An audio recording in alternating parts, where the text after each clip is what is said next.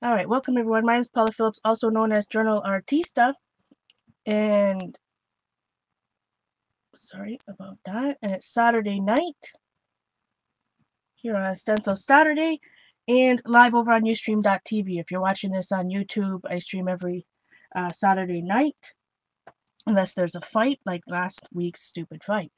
I'm missing the UFC one tonight, but anyways.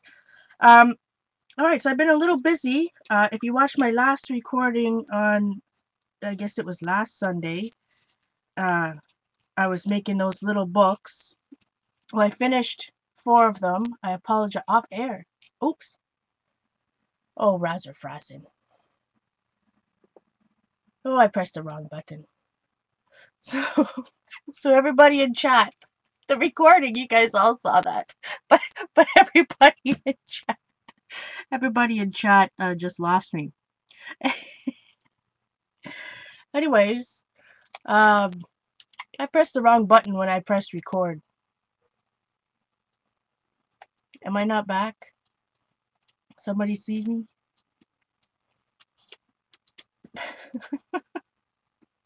I pressed the wrong button.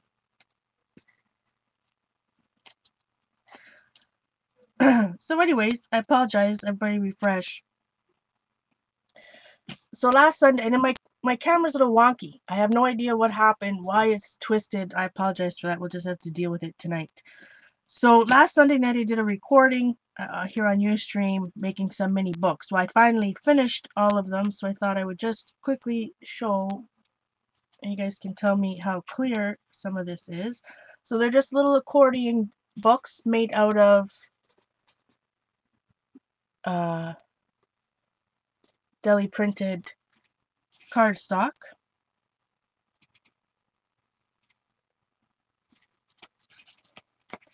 And they are made to be 2 1/4. So instead of ATC size, which is 2.5 by 3.5, it's 2 1/4 by 3 1/4, and then they fit in the pocket letters kind of nicely.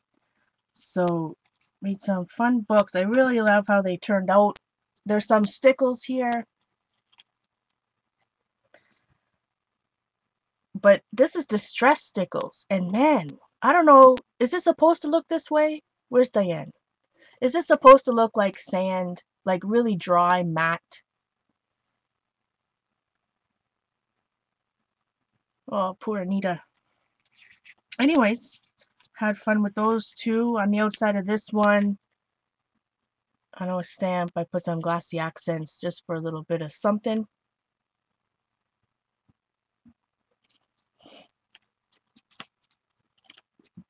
And then this little guy used some stickers just to decorate the outside, and I finished the end. So using those same old Prima masks, I used some black spray. And I'm really wondering, and I know when there's so many wonderful, you've got 70 viewers, probably drop some when I press stop broadcast, I apologize. But anyway, so I sprayed it with black. I think it was Distress, not Dilutions. But anyways, it's so potent, that stuff. Potent, my friends. And it's kind of shiny. I'm wondering, because I think some of you guys have probably, I know some people have added water to it, but I'm really thinking about, you know, diluting the dilutions a little bit. So, and then I made a finished one that from the first watercolor paper.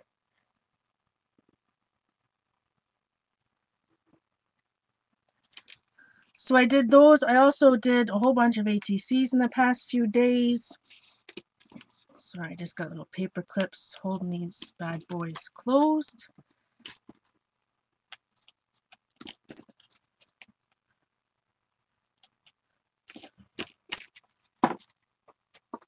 I also was there's some backgrounds, but I don't know where to go from here on these bad boys. I'm thinking about it. I'm thinking about them. Thinking about those. And where's those other ones I finished? Lost already, my friends. Oh, here they are. And I did some series. They're not quite flat. Hopefully you guys can see those a little bit. They're both, I know you're not going to be able to see it in camera, but oh, there we go. I love the, you know, I love me some Moon Shadow Mist. Lindy Stamp Gang products. Frazzin' Frazzin', it's all my fault. And then there's a Patty's Dangles. Can you see it? Does the camera pick it up? Whoop, total wrong way. Patty Tully Parish stencil from istencils.com. Just kind of put it in the background. You can just see the kind of glimmer. So I made whole series of these bad boys. There's a 8 in that one. So I had some fun. So tonight I'm going to do some jelly plating, and it's been a while. And ooh, I gotta show my pocket letter. I've got oh, that's not it. That was Anita's envelope. Razor Frazzin'. I don't have my pocket letter. I apologize, Janice. I will have to show that on Wednesday. Trats. Okay. So if you remember a few months ago, hey Joyce H. Some found relatives. Yeah, those are sheets that I wonder if my Rachel 0113 sent me years ago. I think they're made by Crafty Companions or a UK company. Little collage sheets that I've been treasuring. I've been treasuring these bad boys for so long. I figured I might as well start using them. So if you remember a couple weeks ago, months. Hi, Vicky.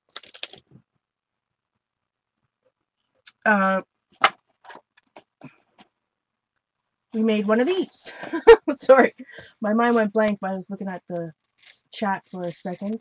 So this fits in my Midori, and it's a cover upside down. Sorry, gonna get used to this camera eventually. All right, so it's got covers for, and you guys all saw the art journal here. So it held my art journal, but it also has some little pockets, and then you put this in your Midori. Well, I made this book, and this is all in recording. It's uploaded on YouTube and everything. I sewn. This book was sewn. I did sew together. This is just a Canson mixed media paper, you know, folded and sewn into the book. A little grammar. I need a grammar lesson over here. So I want to do the same thing, but I have all these other books that I want to make foldories for. For example, I bought this one on Amazon. This is one of the Studio O. Oop, wrong way. Oop. Hey, Marilyn.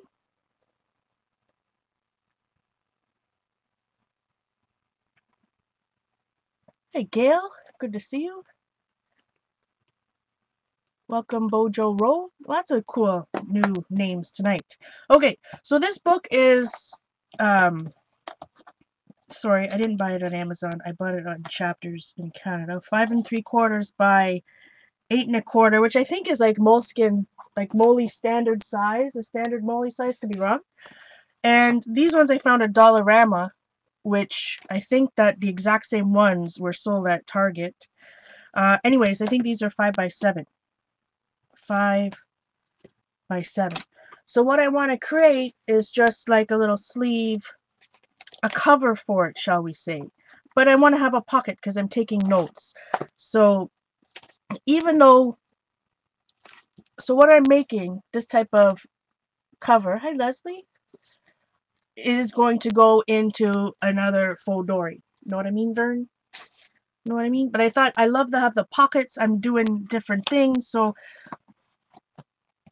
I've been putting off making. Zandra sent me some beautiful Paris fabric, and I got Eileen made me get some wonder unders, not the underwear, some fusible web so I can make a book. So the thought tonight is to do some jelly plating, and I also need some deli paper and things to give away in racks and whatnot. So I'm going to be doing a lot of monoprinting tonight. But so I want to take a regular file folder, and it's just going to fit one, maybe two. I just want it as a cover so that I can have some pockets. These will be attached to other books, which will be put in the folder. Know what I mean, Vern? Hi, Kimmer B. Gosh, long time no see, my friend. All right. So in the same time, I've got some wonderful deli paper over here from Jonna that Jonna sent me. I've got my book that my Canson Mixed Media Journal that I brayer off in. But first, if everybody remembers the stream, maybe some people remember.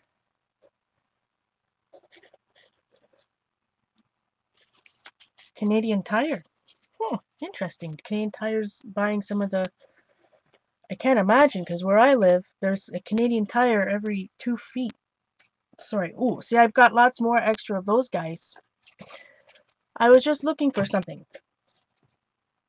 I don't know how I already lost. Well, I haven't even started, and I lost something already. But we made those little scratch texture plates. Oh, there's one. It was in between. So I cut them down to ATC size, and I've been giving them away. But my wonderful friend Mickey sent me this scratch board, scratch art stuff. Let's see, I have it close. Trying not to cause a craft-a-lanch. Scratch foam by Scratch Art, Melissa and Doug. So if you remember, we used some of Patty Tully Parrish's stencils from istencils.com. These are some pictographs and whatnot. We scratched into it. Well, not everybody, and we figured out that this board, this foam, is just like, oh no, Kim can't see. Like the inside of a meat package, you know what I mean? Like styrofoam package from meat. But like I said before, without all the icky, you don't have to wash it. But you could easily do that if you don't have the original scratch. Oh, sweet goodness, there goes the brayer. Oh no. Sorry, I'll pick that up because if I step on that, that would be bad news. So I want to do the same thing with a couple different stencils because I really love the texture that gives. I really like the texture that gives with your jelly plate, but I also bought this, you know, for $3, 50 foam sheets from the Dollarama. And these are just plain. So I want to try the same thing, see what happens.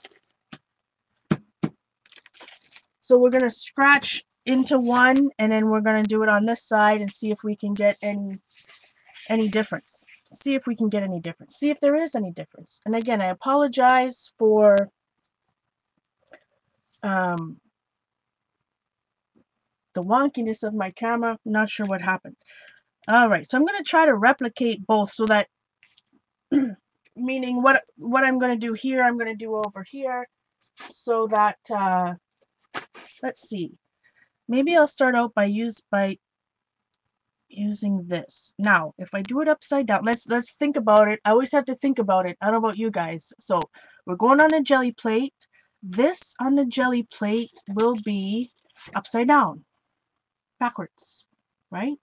Which means I have to put it on backwards. And then if I put it on backwards and it prints, it should print right side up. Right? I think I'm just going to do a couple different sides and then we'll see how it goes. So originally, when we did this a couple weeks ago now, I used just a ballpoint pen. I'm going to do that same thing again tonight. And I'll try to be a little bit quick because I want to test it out on scratch foam. So all you do is take, you know, you don't have to use a pen. If you got a little stylus, I don't know if I have one close enough. You know, I call them styluses. Those, although these days styluses mean something different in the technology world. But you know what we used to do dry embossing with?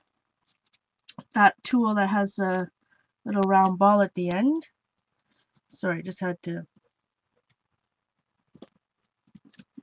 look at it slightly different.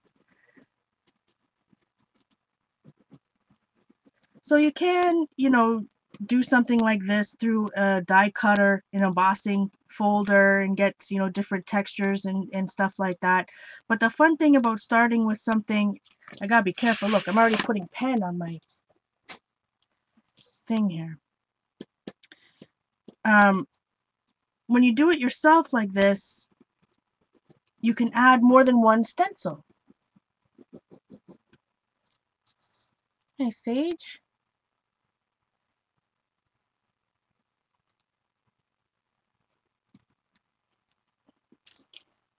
All right, so I got a little bit of something there. And then let's see. Again, this is super thin fun foam. This is even thinner fun foam than I used to make the foam stamps. Look how I'm shaking.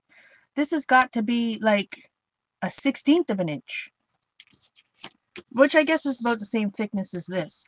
I just don't think this would be very good for making foam stamps. That is super thin. I can't complain, right? It was at the Dollarama. Okay. So let's try to do the same thing. See what happens. I'm just going to use a pen. It doesn't have to look good necessarily, right? I don't know why I'm trying to do it the furthest away from my face. So good to see everybody. Well, hopefully in the area that you're living in, it's not, the weather isn't too crazy. There's been some thunderstorms, I know, and crazy stuff going on, so hopefully everybody is safe and at home and doing some art. So I can already tell this feels different, and this may be a total flop, but that's what I like to do. You gotta try it out, right? I wish you had a Dollarama. Now, Sage Amrant. Now, let me think of your name. I want to say it's not Elizabeth. Let me think. I think I remember. I apologize. Sometimes if I don't see you guys in a bit, especially I was out on Wednesday. I apologize for that. And public transit is not the most reliable. I don't know how people go downtown every day to work. Is all I'm trying to say. How they can take those trains. I used to do it all the time. And I'm just chatting here randomly now that while I go through this, I used to travel the entire, almost the entire, it's one stop. Ooh, so far so good. So far there is a really nice relief going on there. So I used to travel the whole TTC, Toronto Transit, from 39 stops, one end to the other. And let me tell you, I did that for, oh, many years. 8 years? Sometimes not so fun. So I like to use a pen, you know, because yeah, I'm used to holding a pen in my hand. Maybe I'll use some red. And it doesn't matter, right? We're just going to be using these as texture plates. So it doesn't matter, you know, that you see it, but I like to see it is what I'm trying to say. So you know, the other day when I was using a clear, a couple Saturdays ago now, I was using a clear crayon for wax resist. Well, I couldn't see anywhere that I was putting it, and it was a complete flop. So I'm gonna go with the pen. So at least I know now where I've, you know, done something and where I haven't. And you know, the fun thing about this, like I said, I've been giving some of mine away, but it's permanent, right? Once you have one, well, I mean, it may wear out or whatnot, but once you make one of these,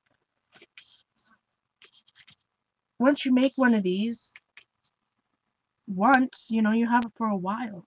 So the time that you've invested in doing this, you know, for me anyways, isn't wasted. Let me do some numbers on this one.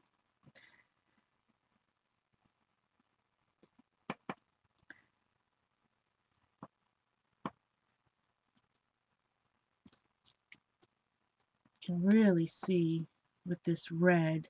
And this is a little bit easier. The thicker points, because these are kind of thicker stencils, I'm using the Bic Bold. Maybe I'll do the 9. And you can do this while you're watching TV on the couch.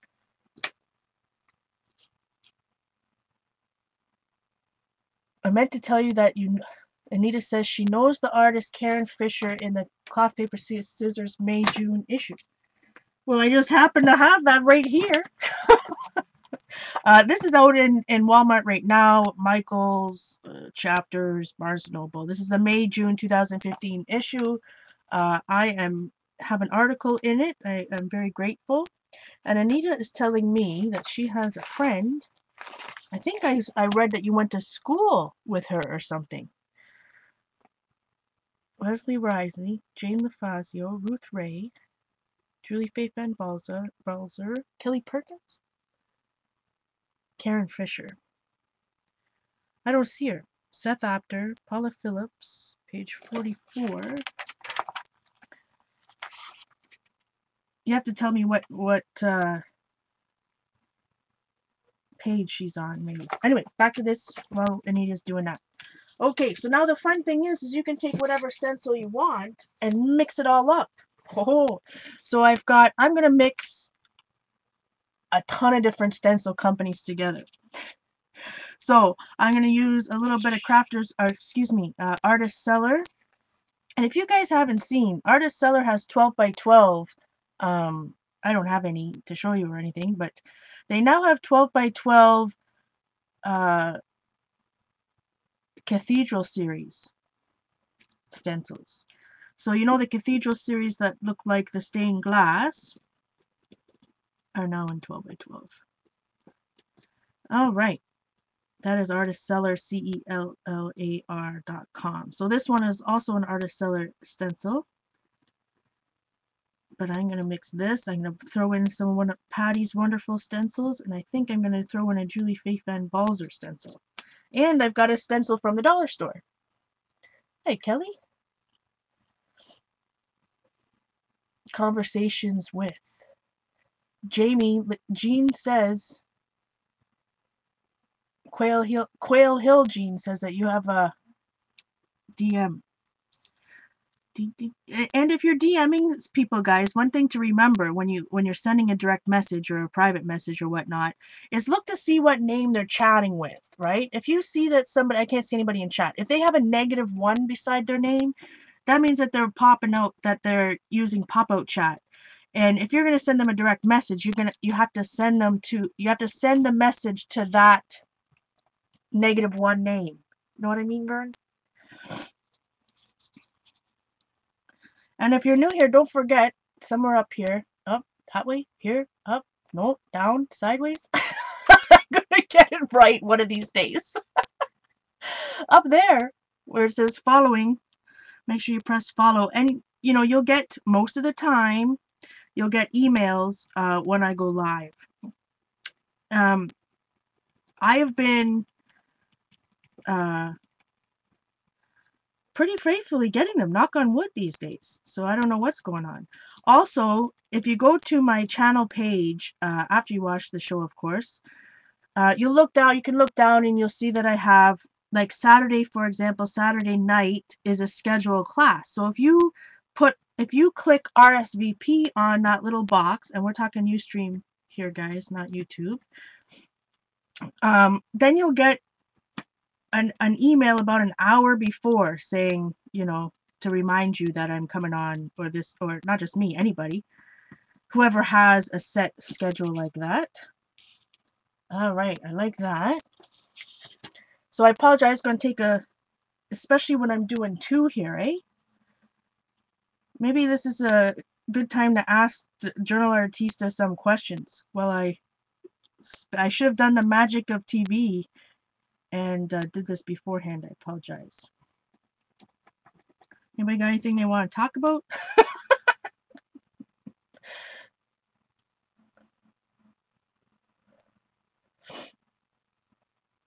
And I keep forgetting to talk about, the Amazon. I do have an Amazon affiliate link. So basically, if you're going to order something from Amazon anyways, I would appreciate it if you go through that link, and then I will get a tiny percentage. I think one thing we found out though is that if you already have something in your cart, that doesn't count. You have to kind of start with a clean cart. So I have to be a lot more careful for some reason on the fun foam with this. I don't know if it's this particular stencil or what. This stencil is from artistseller.com. It's a set of 4. In fact, one of the 4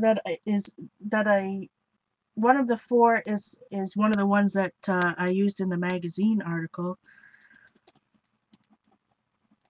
I forget what it's called. I apologize. Yeah, for some reason I'm finding it harder on this side or with this stencil. Maybe it's my technique, but I'm definitely pressing hard. So that is an Amazon.com. So if you're Canadian, see how this is kind of funky.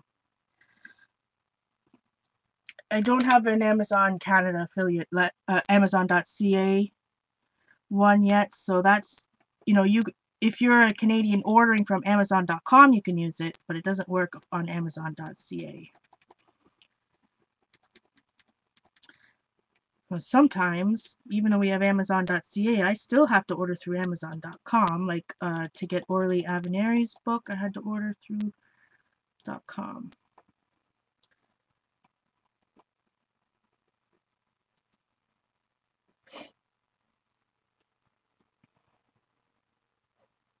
Hey, when's? Wow, that's wonderful, Jean. I'm so excited.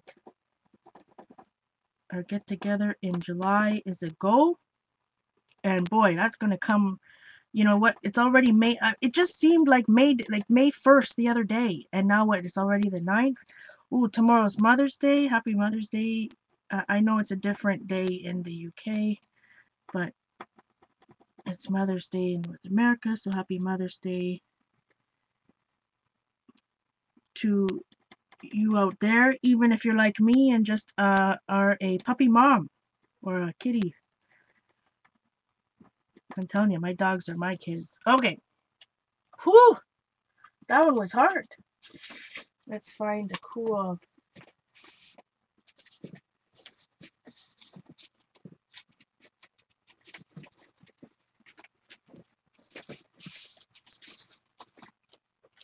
I just absolutely love tribal squares. This is a Patty Tony Pear stencil from iCencils.com.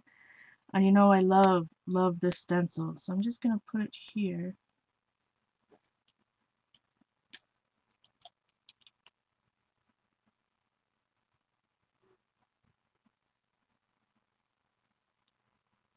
Fur babies. Yes, if you're a fur baby mama, fur baby mama, then that's just as good.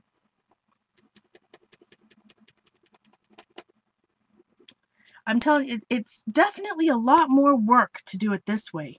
Definitely a lot more work.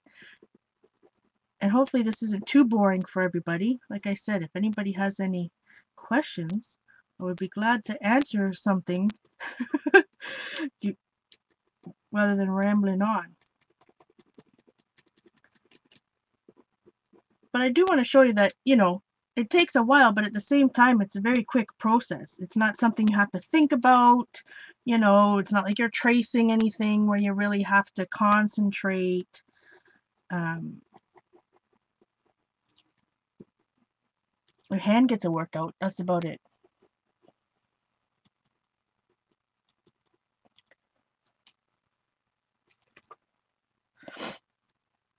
Hi, Kim. Good to see you, my friend. I think I said hello earlier, but I think you were having issues. We are going to Maryland.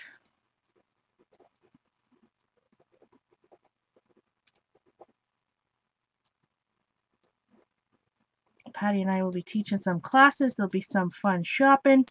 We'll do some sharing and arting. Oh, it's going to be good.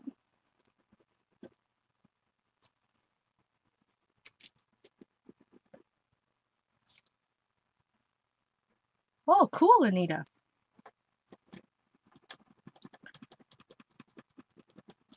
All right. Whoop, I'm missing a spot. Well, I mean, you don't have to, right? I could have this sticking out like that. Oh, maybe I'll put a different stencil on there. Boy, let me just finish this side and then maybe we'll... I apologize. Hopefully nobody's too bored. We'll be plating here in a minute.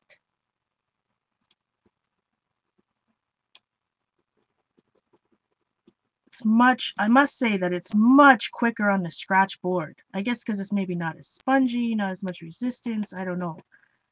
But it's definitely quicker on the scratch board. And again, if you just use it, this is styrofoam, right? Just use like a meat tray, cleaned out meat tray, or what did Joyce use?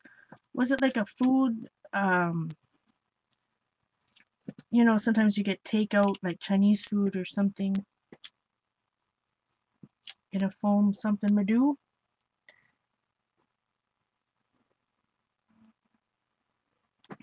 It's already, the sign up cutoff was yesterday.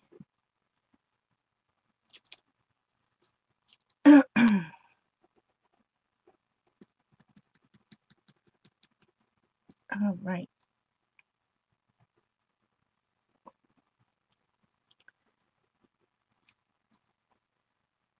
And I'm quite excited. I can't believe how many, I mean, I'm excited to meet absolutely everybody, but I'm surprised and that there's so many of us Ontarians going.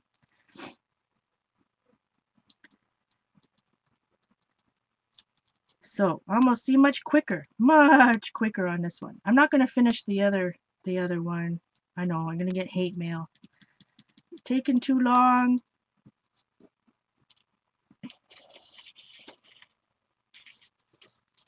Human rights.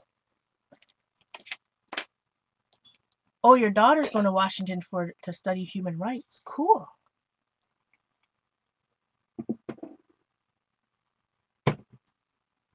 It's okay, Anita. I mean, Patty and I knew right at the beginning, next time, for next year, we're going to be a little bit, you know, give more notice. That's the thing, right? We, or Patty, you know, we thought about this at the very, you know, kind of last minute. So, like I said, I just got to do a little bit of Julie Faith and Balzer Love in here. So now I've got all these companies all mixed together. And the fun thing about this is that, for example, this stencil is called Echoes. And, you know, I have it in 6x6 and 12x12 because I absolutely love this design. But you can do two things. You know, I can, if you look at all of this, I filled it in, right? But you could also leave it so that you just get, what's the word I'm looking for? The outline. You know what I mean, Vern? I do like the look of it filled in because, like I said, this is what's going to create. We're going to use these on our jelly plate or, you know, whatever monoprinting something you got going on. And when I did this first, in the first show, did we not? I think I printed just the scratch art.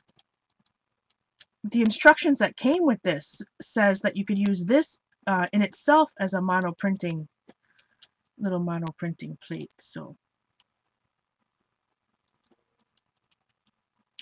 and you know, this for me, I'm not selling any of my art or any of this, you know, whatever, these images.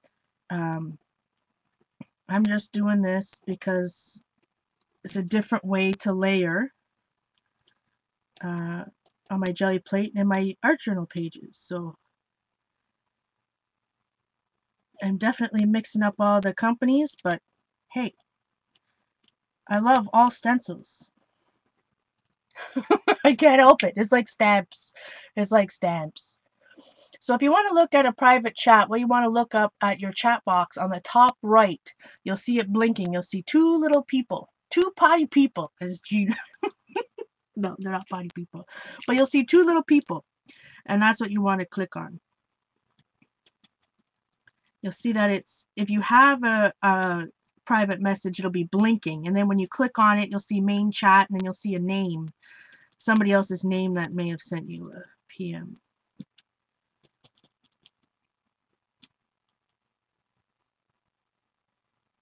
All right. So a little bit, and you can go on and on. I'm gonna do a little bit of something here, and I'm gonna call this plate. I mean, I didn't finish it, but we can just use part of it, just so that we're not doing this all night. And you know, speaking of Stencil Girl, I do have a little Stencil Girl stencil here. This one's gonna be too hard. Let's do a Heidi Swap one that Jonna sent me. Thank you again, Jonna. Heidi Swap. I'll just put right in the middle here some chevrons. And of course, I'm going through stencils, but you don't have to use stencils. You could draw whatever your heart's desires on these things. You can just trace on here.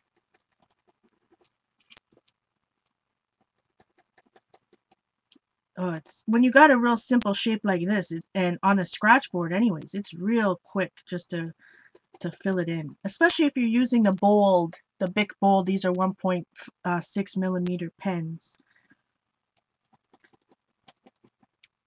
I promise, my friends, we are almost done. A little bit there, maybe. And I'm just going to squeak in a few right here. I'm not going to use the bottom half. I can finish later. I'm telling you, you have to put a lot more effort into the fun foam. I'll tell you that. Your wrist is going to get a workout.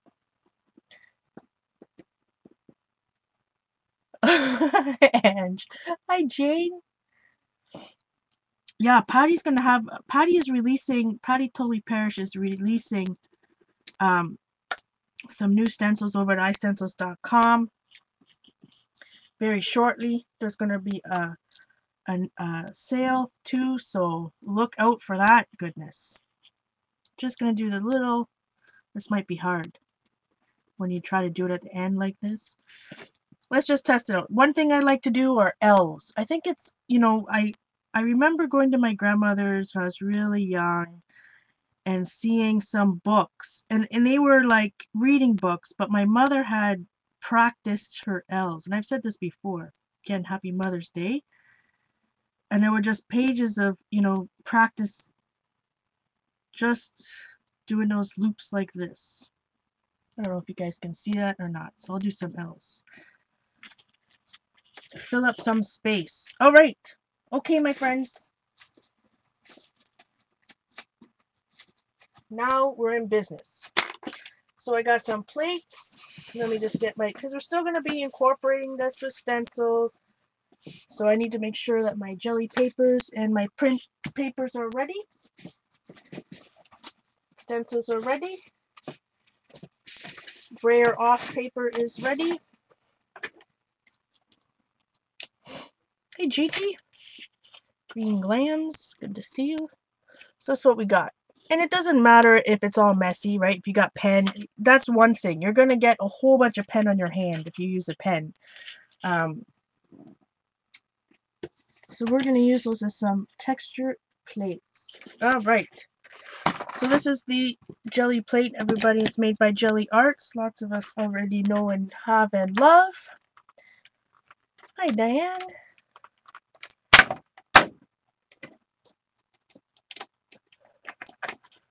Two inches of snow. What? Pam. Wow. That's bad news. Okay, so I've got my paint lined up, and it's, you know, my usual suspects of paint colors. Boy, oh boy. I apologize that my cameras are slightly wonky. So as you can see, there's some crusty bits left over from the last time we did some jelly plating. Now that seems like a long time ago. Seems like a long time ago. So this is a 10 by 14. If you haven't, they have lots of different sizes. Okay. So here's what the fun thing is. Let's hope, everybody cross their fingers, that today's going to be a good jelly plating day. Because, you know, sometimes it happens. Sometimes, I guess I'll use this crusty speedball brayer. Sometimes I have good jelly plate days. Sometimes it's bad news. Okay. So remember, I know it seemed like a long time ago after we spent all that time doing that.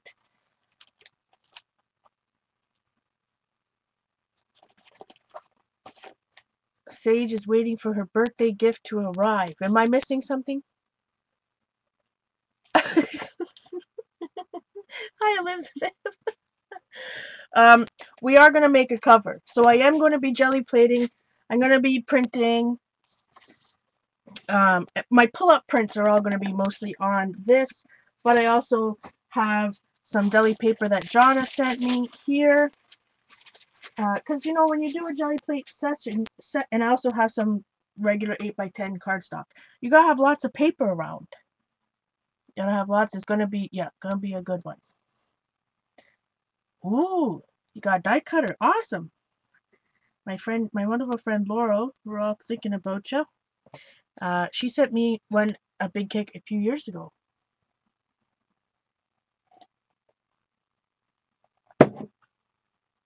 So the hardest part of jelly plating for me is picking out colors. So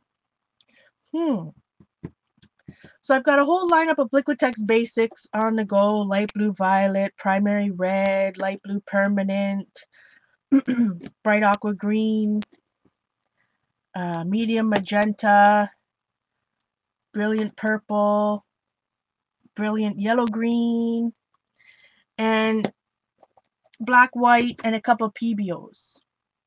What colors do you guys start it off? Well, happy birthday, Sage. Awesome, Rain. So let's see. We'll just go at it. So I say this every time, and because I really mean it. Jelly plating is, you know, a practice in letting go of expectations, because you just never, you know, as much as you try, you don't know how it's going to turn out. I mean, that's why it's monoprinting, right? Let's just mix this with some light blue violet. I don't know. We'll just do something. Oh, I just saw that Rain said brilliant purple. Next time. So I'm just going to use the brayer and spread it out.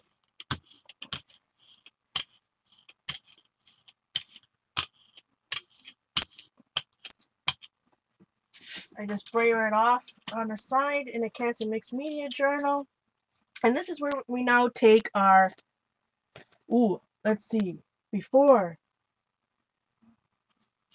I'm getting a piece of paper here. So I have a piece of paper. I don't have enough desk space, but what I'm going to do is that I'm going to use my texture plate and I'm going to stamp it off over here. You're just not going to be able to see it. Well, maybe if I turn it around. No, I don't have enough desk space. So that's, if you see me turn to the side, that's what I'm doing. So I'm going to take my texture plate and maybe, you know, I didn't finish the whole thing, so I'm not going to use the bottom. I'm just going to take it up so I got a little bit of paint on there.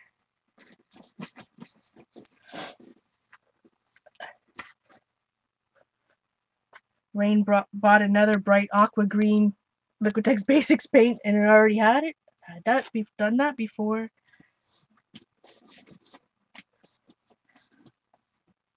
So whoa, let me tell you. Look at this. Ho ho! Excuse me. So the off print, that really turns out well. That really turned out well with the fun foam. So that was fun foam. Now we'll go to the scratch board, scratch art. So same thing, paint. I'm gonna put it down here.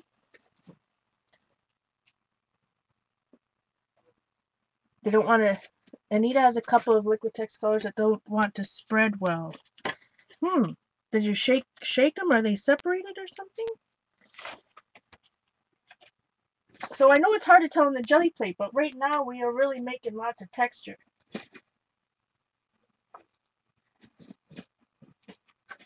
All right, so I say that would be a success. Both the foam and the scratch board, I think, performed equally well with that test. So now here's the good part. Let us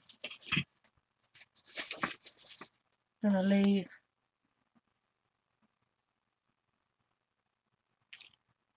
a stencil. Maybe we'll do this one beside it. Now, I'm gonna use some jelly. Ooh, this is some good ones. I need to find some. Hold on. I need to find some prints that need. Let's try it on this bad boy.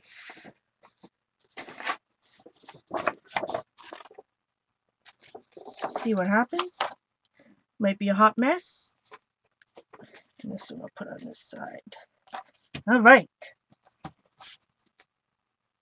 Hi, Murda. Good to see you, my friend. Long time.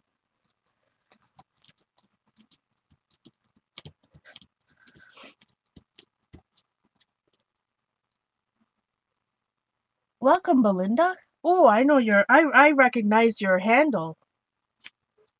I didn't know that your name was Belinda. Good to see you. Good to see everybody.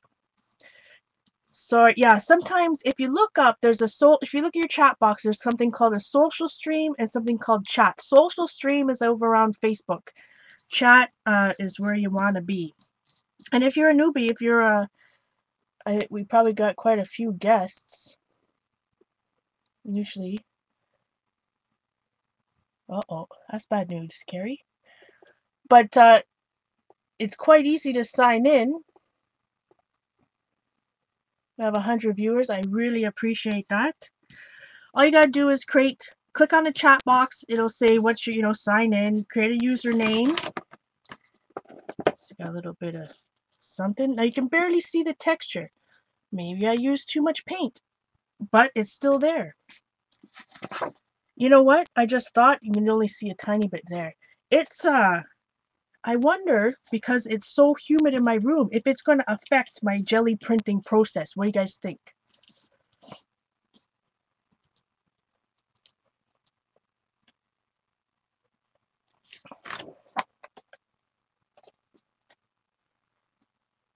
Do you think maybe it won't dry as fast, or dry too fast, or what? I gotta get into the habit.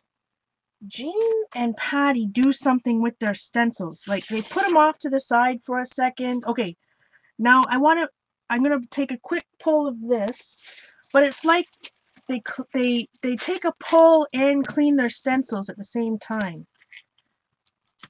I think they layer another piece of deli paper on top. So I'm just kind of getting up some of this extra paint.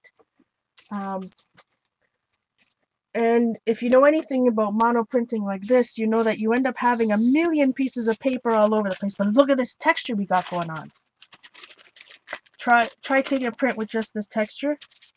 I shall do that, Rain. All right. But you end up getting a whole bunch of... I'm hot. This will be double duty. Fan myself, fan the jelly plate. Fan myself, fan the jelly plate. Hey, Valerie? Is that Valerie? No, Valerie PH. Oh, yeah. Something called Quick Wrap Deli does not have a crease down the middle. But to be honest, and I'm just drying this, guys, because I want all these crusty bits, what I call crusty bits. It just means it's the paint that's left out dried up on the plate. I'm gonna remove it. I'm gonna pull it up again with some paint here in a second. They actually say that fanning yourself makes you hotter, because I guess you're doing something. Welcome, P. Robbins. Good to meet you. See, I can't. Once I print with the deli paper, that has a crease in it, I don't have any problem after that. I don't even see it anymore. The trouble with humidity is acrylics seem to get sticky on plates. Well, that's what I'm thinking. That's what I'm thinking.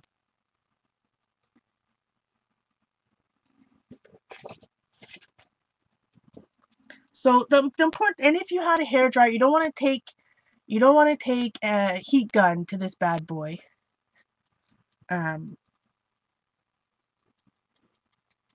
Because you might end up with flames, and that would be bad news. At minimal, you'd have some crazy, terrible fumes. So don't want to do that. All right. Okay, my fellow, what do we think? Should we do it in black? Here's the thing. When you do what I've learned, and this is a lot of, trial and error, which I suggest that, this is what you guys have to do too. Welcome, Bella. So right here, you can't see, but this is a wet spot. So right now, if I put black paint on this, the black paint, when I brayer it, it's gonna just wipe out that design. You know what I mean, Vern? It's just gonna turn this green into black.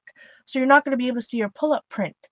So you really have to make sure that it doesn't have to be completely dry, but it's gonna be, the more dry it is. Joyce's wants ruby. You want me to do a red? Red's hard. I'm gonna have to do a red.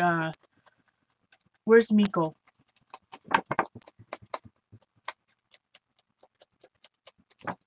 I'm gonna have to swatch my Liquitex Basics. The hard part about red is that a lot of them are very translucent, and then I get problems. But I do have a little bit of berry red. Oh, I'm gonna have to buy some more, it seems. Yeah, cool air, hair dryer with cool air, and you're all good. But it took me a long time to figure that for my logical brain to say, hey, of course that's not going to pick up anything because it's turning into black. I've got a big paint booger in here that I know is going to come out right on my plate here shortly. Hold on. I need some more of this color, that's for sure. Oh my goodness. It's bad news. Alright. Add a little of that. Add a little of the magenta. We'll see how it goes. Could be bad, could be not. But you guys know my philosophy. You don't know what's gonna happen unless you try, right? So a little bit of red, a little bit of pink. Not exactly magenta. It's called medium magenta, but to me it's like, a little bit darker than a bubblegum pink. Alright, so I'm going to go all the way out. And the key here too, I think, is a thin layer of paint. That's why this takes practice. And for me, this, if you go from an 8x10 jelly plate to a bigger one like this, now all of a sudden I got to relearn how much paint to put on. But it's worth it. And it's so much fun trying, right? It is so much fun. Just brayering off here. Make sure I don't have too much paint. All right, my friends. So I'm going to take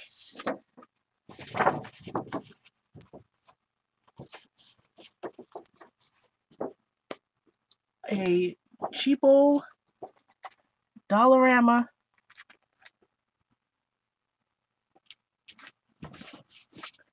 file folder. Although I buy them at Dollarama, but I saw at Staples the other day that I think if you work it out, I think it's cheaper to actually buy a case of 100 at Staples than buying them at Dollarama. But anyways, easy enough to find. Sorry for the shaking. So this is where I get impatient, right? And I think that's why the other day when I was trying to jelly plate on collaged papers that I put down with matte medium, I wasn't waiting long enough.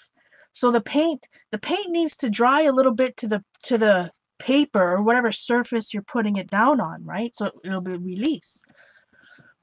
So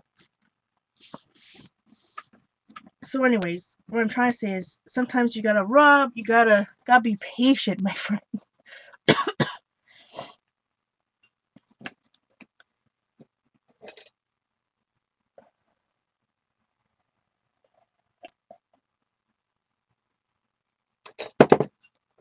Got it, Patty. I'm on it. So I'm using the whole dang thing. See what happens. I've got more. If it doesn't work, I've got lots more file folders. But yeah, you have to. I'm mixing the top coat. Ah! Oh, is it? I know, really? Oh, man. every time. I'm going to think. Is it Nikki? No, that's Mystic Pencils, Nikki. I know, remember. Now, maybe I waited too long. Let's see. Oh, this one's going to be good. I can see it already.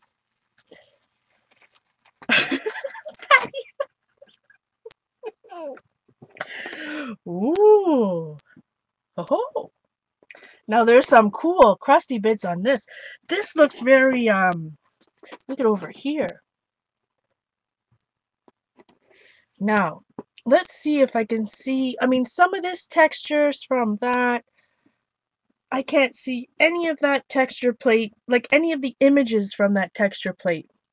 Could be the color I used, you know, and if I didn't have these black, this dark stuff was, you know, dirty stuff from my plate. So, lesson learned, if I didn't have that, it wouldn't look that good. Know what I mean, Vern? Hi, Marion. So, lesson learned, I need to add a little bit more dark every once in a while, or that might not have turned out as nicely as it did. Okay, try again. That's what this is all about. I've got Jamie Inch likes that one. I've got something packaged coming to Jamie, actually. Okay. Okay, let's try her again. This time, there's a light purple. That was, I'd used this one is, sorry, brilliant purple. This is Liquitex Basics. Let's see, I'm going to throw on, just to show you that you do use, a lot of craft paint. Kelly started it because you thought everybody was calling you Kim. Oh my God. Oh no. All right, this is just Americana. Indian turquoise is called. Let's see what happens. Sprayer. Kelly. My friend. All right, a little bit over here. I don't know.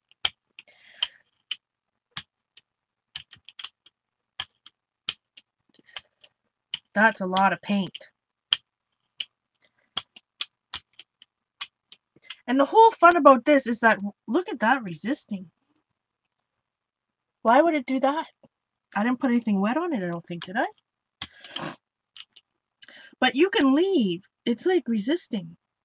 Is that the humidity? Look, it's cracking. I've never noticed that before.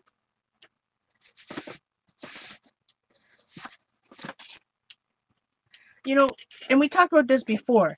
If you don't have a jelly plate and you make these type of plates, you can just brayer on or paint with a foam brush. Like I'm just going to brayer it on this plate with the extra stuff that I had. It's very hard to do, trying to hold it in the air. But, oh no, sorry, almost lost my brayer. I'm just going to stamp it down real quick over to the side and show you that you can just use this as a little plate.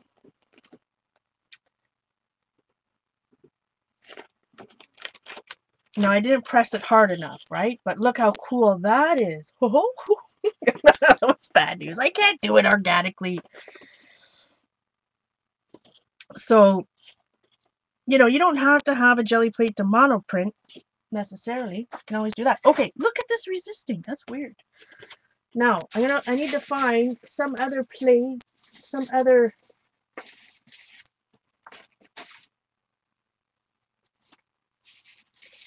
another piece of deli paper here, because again, I'm going to use our plate and I'm going to get the texture through. I think that's just too much paint over there. I think that's my problem. Looks like a woodcut.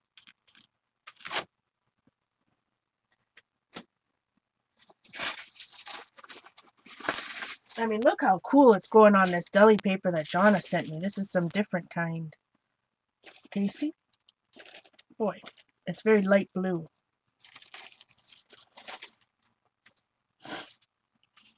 Yeah, it's doing some weird stuff.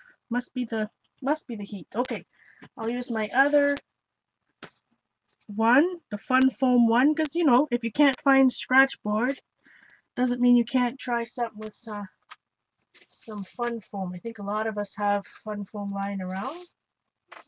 Seems to work just the same.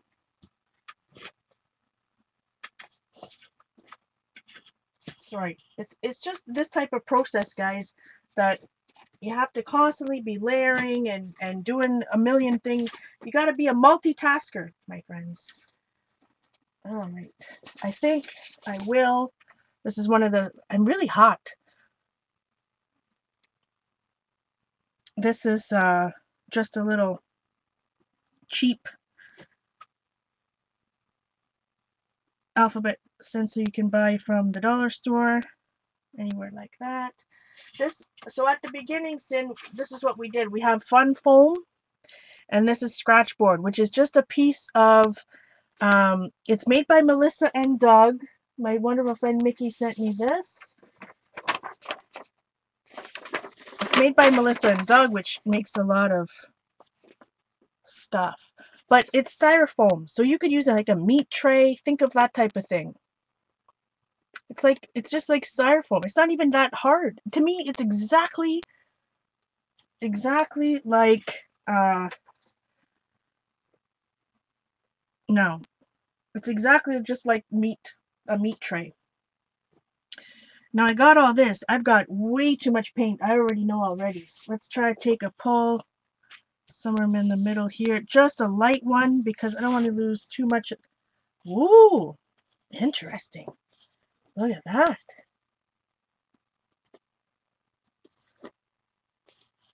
So you can really see where we used the plate there.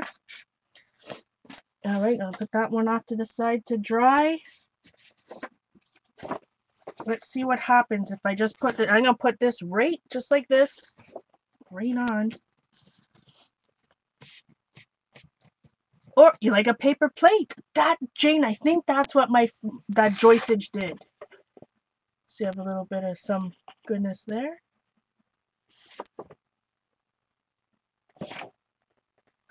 Oh, I like those. Obviously, the red and blue and green type. I like that, so I'm gonna do it again. Now look at this goodness. Look at that. That is gonna create some crusty bits.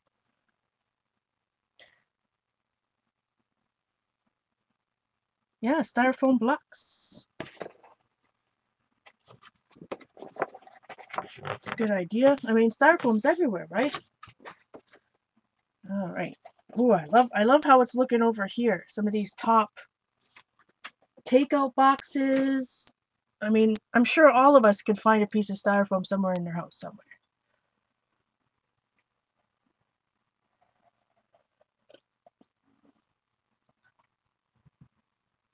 Gelli Art has a video using styrofoam plates. I haven't watched any of their videos in a long time. I need to check it out. Okay, so now we fan ourselves and the plate.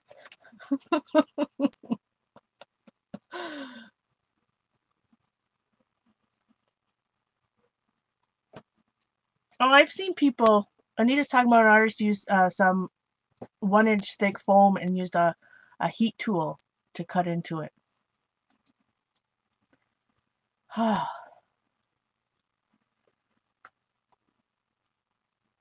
Hey, Kelly, it's exactly, my friends, I'm telling you, the foam is, if you look at that, you'll be like, yes, a styrofoam plate. It's exactly, why didn't I think of that? And it could be circle. Sweet goodness, I'm going to have to go out tomorrow and buy styrofoam plates. It could be like a circle jelly plate. Oh, now you got me thinking, Jane. Now you got me thinking.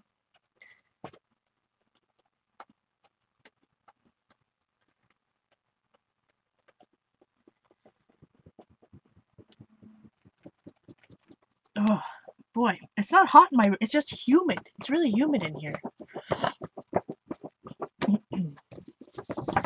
But again, you just want it to be dry so that, you know, when you pick up when you put the paint down, your paint has something to stick to, right? Rather than mixing it together. And there's some goodness here, my friends. There is some crusty bit goodness here.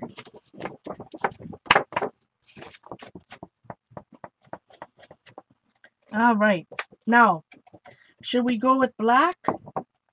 Because we did red before, like Joy said, but sometimes you need either a really light color or a really dark color, or you lose, you know, you don't have enough contrast.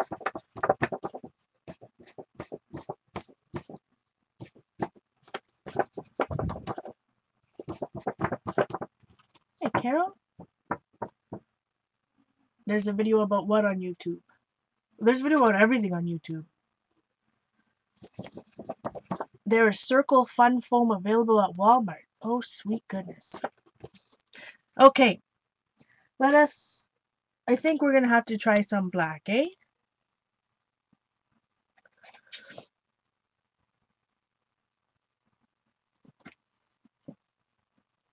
You want to see this on a dark color? It would be fun to do a really dark blue. I gotta swatch my paints though. I gotta check their translucency.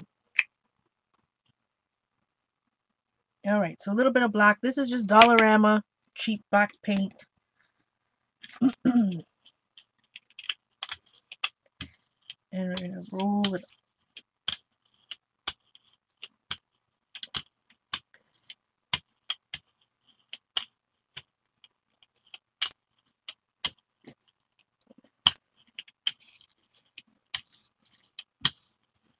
This is gonna be good.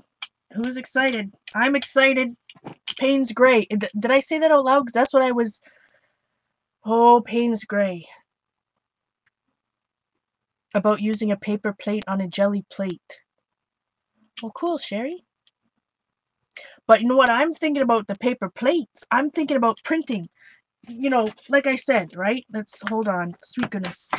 If I brayer this, here's my styrofoam plate. I brayer that, and now I can... I'm trying to be fast because you gotta work fast when you're in the jelly. Right? And then you can print just off of that. So what I'm saying is with the round jelly plate, with the round, sweet goodness, with the round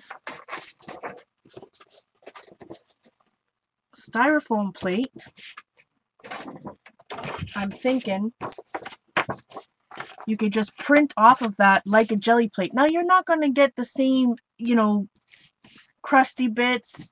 You can't get these crusty bits on a styrofoam plate, because the styrofoam plate or like this type of, you know, a non-stick mat and all those other techniques for monoprinting, you just don't get those dried paints being picked up again.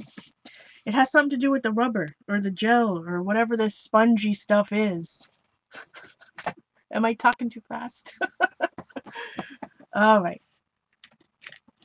Payne's Gray. So what I was saying about Payne's Gray, the only Payne's Gray I own is golden heavy body, which I could use. Just means I'd have to put some, I would have to mix it with some medium, I imagine. Yeah, exactly, Jane. I've been, like I said, when I kept one of them, but I cut out, you know, and sent it to other people. Now, hopefully they'll realize that this isn't an ATC. It's actually, you know, something to use for their art. It's definitely fun to trade.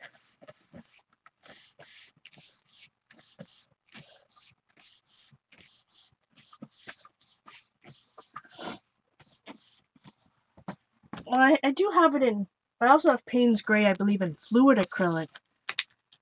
Does Liquitex Basics have a Payne's Gray? Okay, so I'm going to take a peek, see if it's ready. As you can see, I'm doing two at once here. You can't be impatient.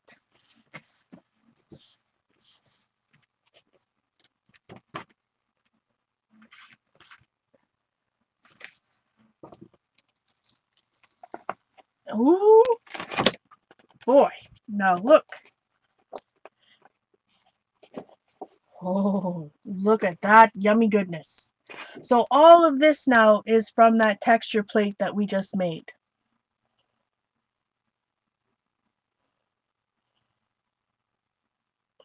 Tester set of what?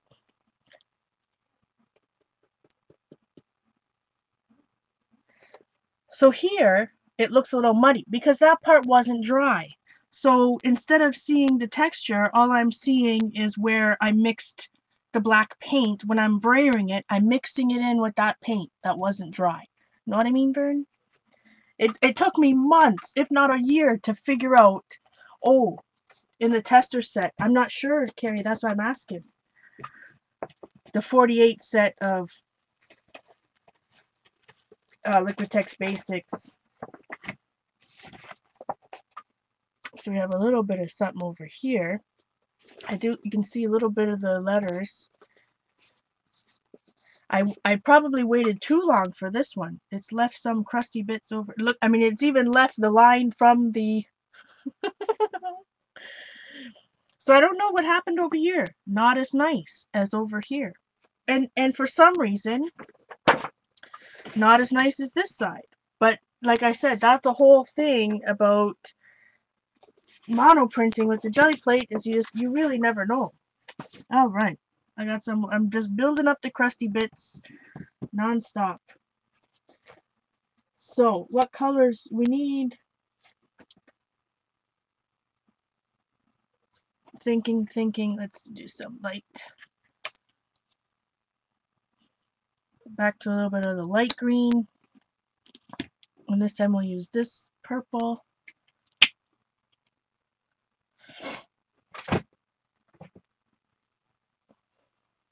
Home Depot has Americana paint.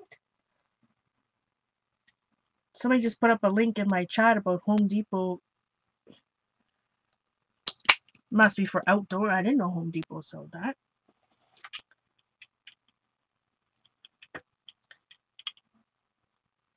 Alright, I need to... There's black on my brayer here, so I need a baby wipe to wipe it off.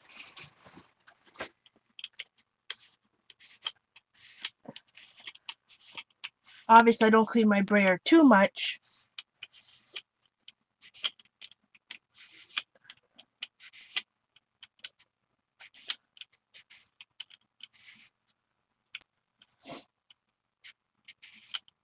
Go to bed, Jamie? Night. Alright. I don't normally clean my brayer, but it's important, you know, if you're going from black to a different color, or else, you know, you're just gonna make gray, make a mud. This is already making enough mud on its own. Alright. Juggling papers over here. Brayer that off real quick. Okay. So I'm going to go back to this, right? This file folder. Because when I take my plate here, I'm going to take the scratch board plate, styrofoam, whichever you want to call it.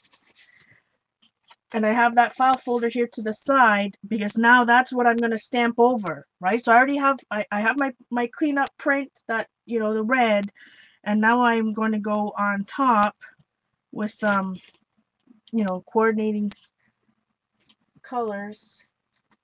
Hopefully they're coordinating. See what we can get out of it.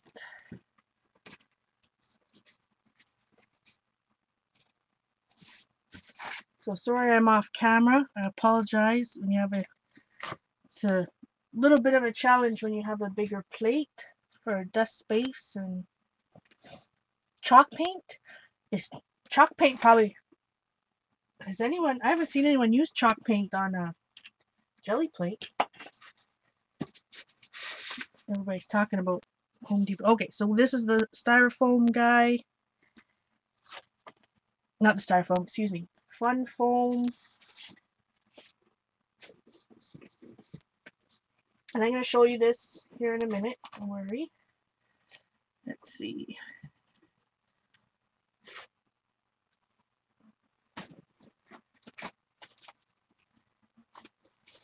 And the fun thing about all this is don't be afraid to mix it up. If you've got catalyst wedges or, you know, your other texture tools. All right. So these are what I got.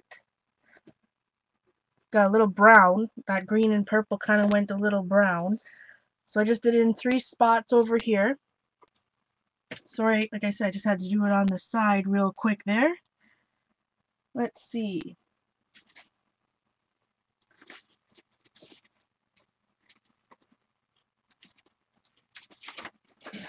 I'm going to put, woo, stencil ranch. Oh, sweet goodness. I'm going to take Patty's Poppy Pods from iStencils. I'm going to take a quick print onto, this is the inside. Remember, I'm doing both at the same time. So I'm going to take a quick pull onto the inside on, oh, sweet goodness. That was wet.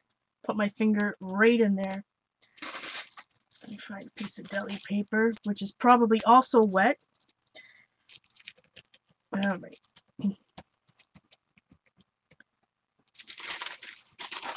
Whoops. So I got a couple poppies on there because I wasn't pressing hard enough because that was wet. Let's go on this side.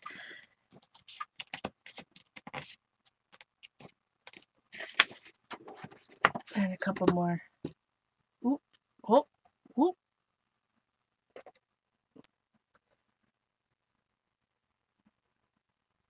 Night, Bojo. All right.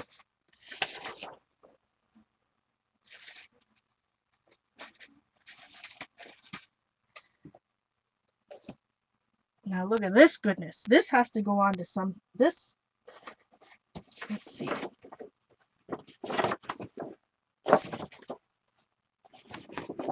I'm just going to print totally maybe on this side. Talking to myself. So what is it that Jean and Patty do? Somehow they put their stencil down. I don't know, I'm not watching them. But while they're pressing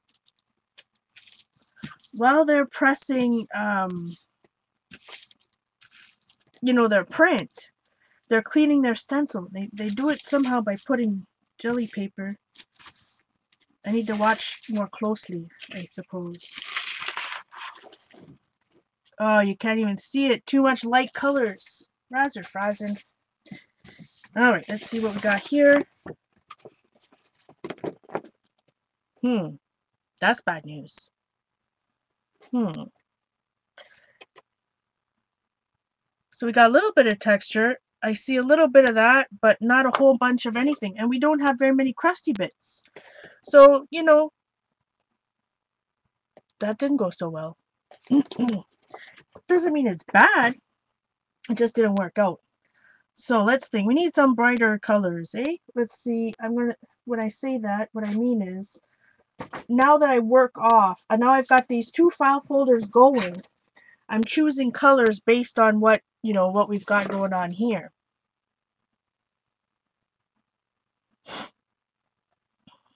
So I just catch up on chat there. So I need to have,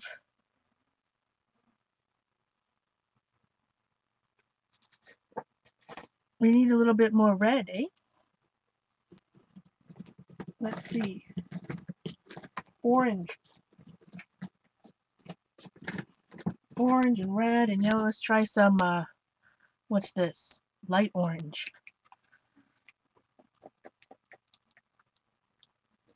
This is craft paint.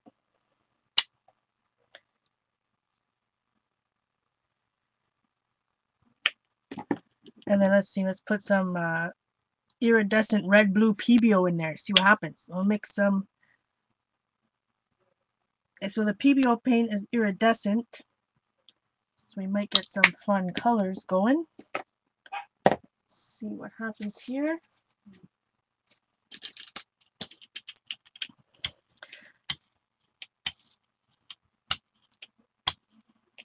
Boy, that's a crazy mixing job.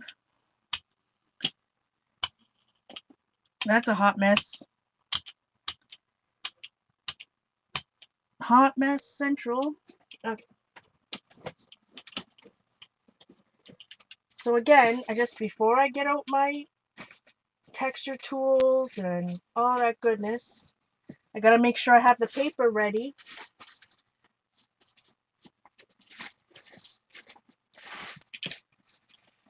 Too many prints on the go. All right, but because I'll be off stamping it, ketchup and mustard, I need to, get my other parts, get my parts ready.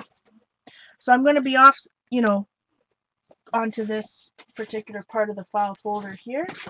Sorry, on the other side that we just printed, this side.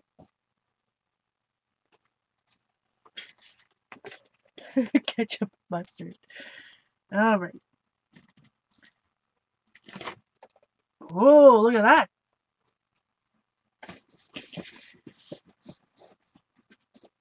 So again, just go into my thing beside it over here. I'll show you what I'm printing on in a second, but I'm not using a brayer over here. I'm just using my hand. You could probably use a brayer. I say it every week. This week, I really will have to clean my desk.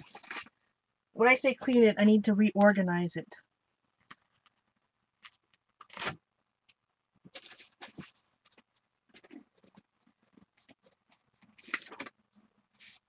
So again, I'm off stamping over on something else. It does kind of look like McDonald's colors.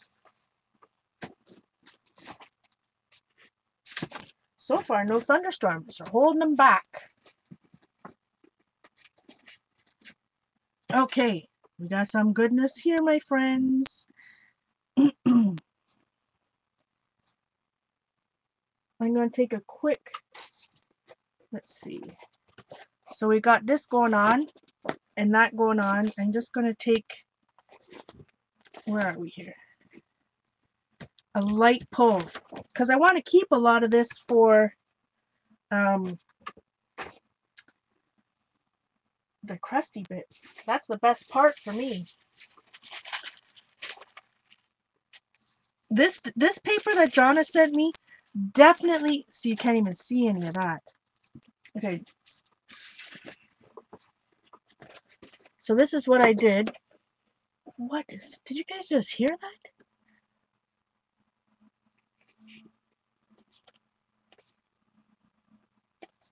So we got a little bit of mud making going on.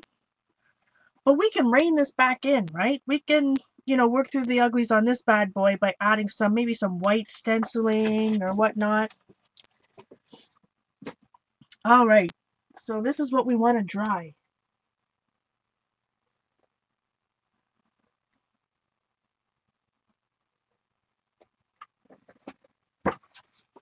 Dry it at the same time. Oh, Gigi. You Green Glams, if you only knew. Haven't you guys seen pictures? Awesome, Lork. Yeah, that's what I got. It's got paint on it already. It gives me the bad news. It keeps me honest.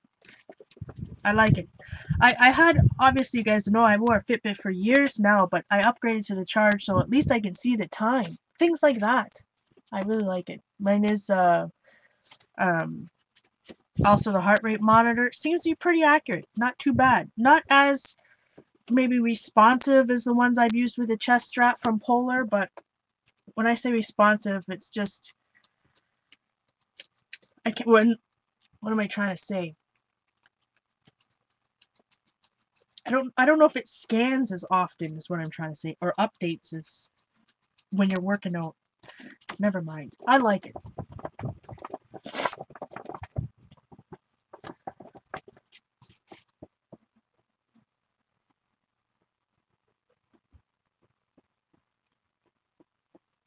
That's awesome, Gene.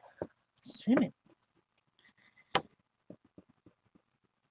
Alright, so see here? Maybe you can't see. This is still wet. So again, and that's the Dyna, the PBO paints. when I don't mean Dina Wakely, the DYNA Dynaflow paints by PBO Studios. Again, we want to make sure that's dry. Boy, this one's a hot mess. Hot. The more I look at it, the more muddy it is. That's okay. So should we pull this on white? What do you guys think? Or, because this is where I get myself into trouble, right? I got some lighter colors now, and that's why it's really important to be dry. If these colors aren't dry and you put black on it, forget about it. You won't see anything. Done that, been there before. Been there, done that before. So, gotta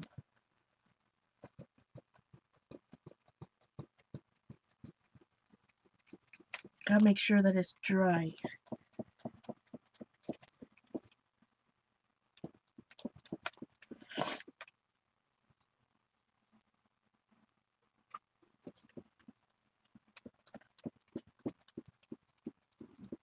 Should we try to do some blue?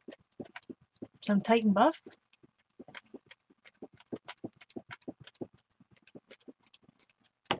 I trust Patty because, you know, Patty's a pro. A pro.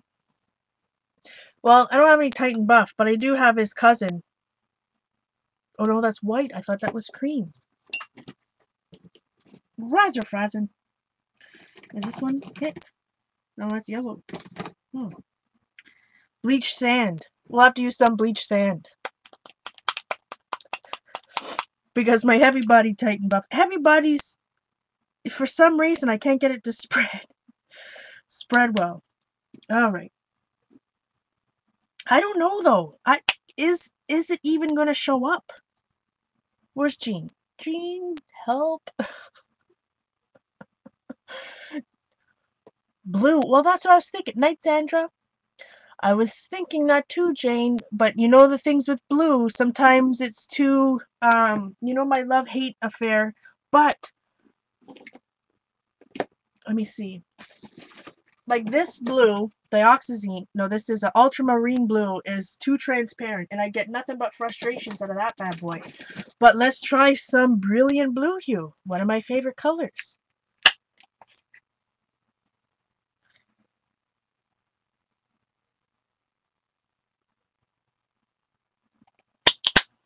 That's why I bought this in a ginormous jar. That's kind of how I work. I buy it in the small. I bought this. First I bought the Liquitex Basics and all the small tubes in a 48 set. Then I found out what colors I like and I bought bigger tubes.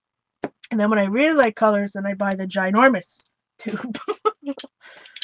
Alright. So this one seems more opaque. Oh yeah, see, this one's a lot more opaque. That's why I need to swatch my Liquitex Basics. The acrylic paints I use a lot.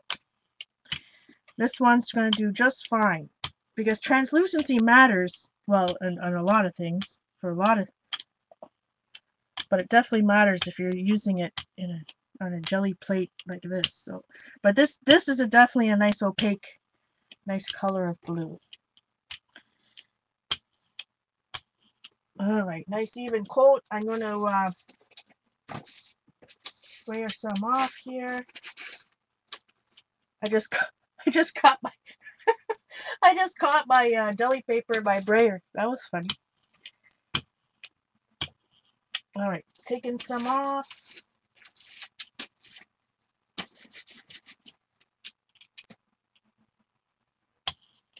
You almost want to be able to see the print underneath.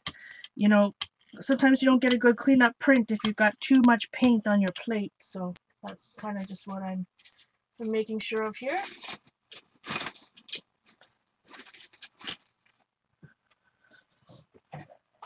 Jean got the ginormous green-yellow from PBO.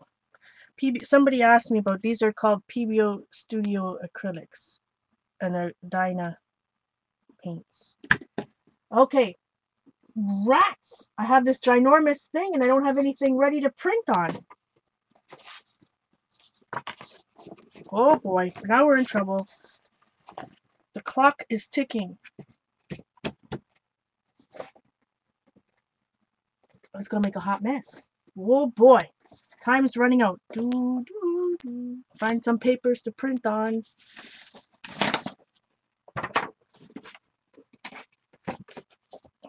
Yes.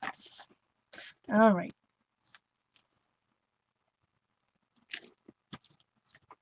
You can you not get you can get Dyna paints at Dick Blick's in the States, I'm pretty sure.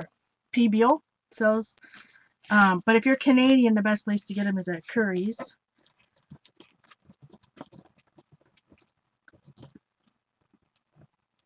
Is there, Lord, I guess there's no Curry's in Calgary, eh? You can always order online. Curry's, especially when they have a free shipping deal. So again, when you're doing cleanup prints, it takes a while. You really got to make sure 250 milliliters. How much is in here? 100 milliliters. Oh yeah. That's 2.5 times bigger, Gene. Woohoo! Like that's what I think. That's what my blue paint I just used was. I lost it. The blue paint I was just using. Okay, let's check it. Interesting. Interesting. This may not be so good. You can get PBO paints at Hobby Lobby if you're in the US. Wow. Oh yes, we'll be going to Blick's in Baltimore. Interesting.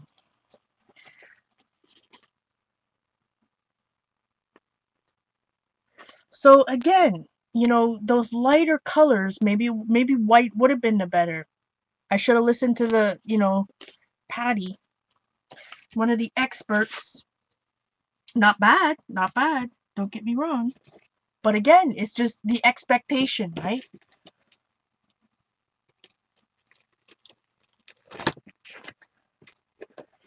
Now this side looks nice. Very interesting. I've got crusty bits all over this bad boy. I'm not sure some of those PBO spots, see how they're streaked, was necessarily dry.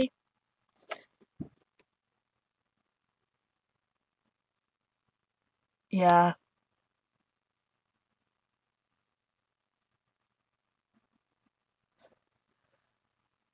You mean Kaiser Craft? I got some crusty bits going on over here. All right, I think we are done with the jelly plate tonight. I'm gonna work with just, well, I don't know if I'm done with it. You know what I mean. We're done with this part for a second. I'll show you how I'm gonna wrap that book. Because I do want to make, oh, I didn't put the lid. Somebody's gonna be yelling at me.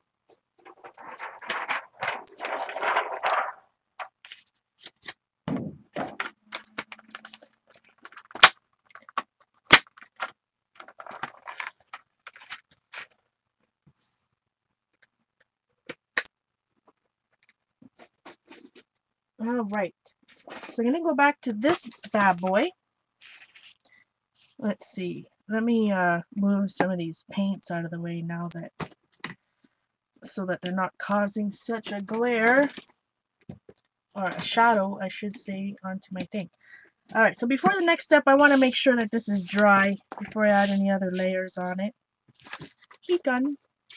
Oh, I'm gonna have a craft a lamp over here. Bad news. Ink pads flying. Told ya.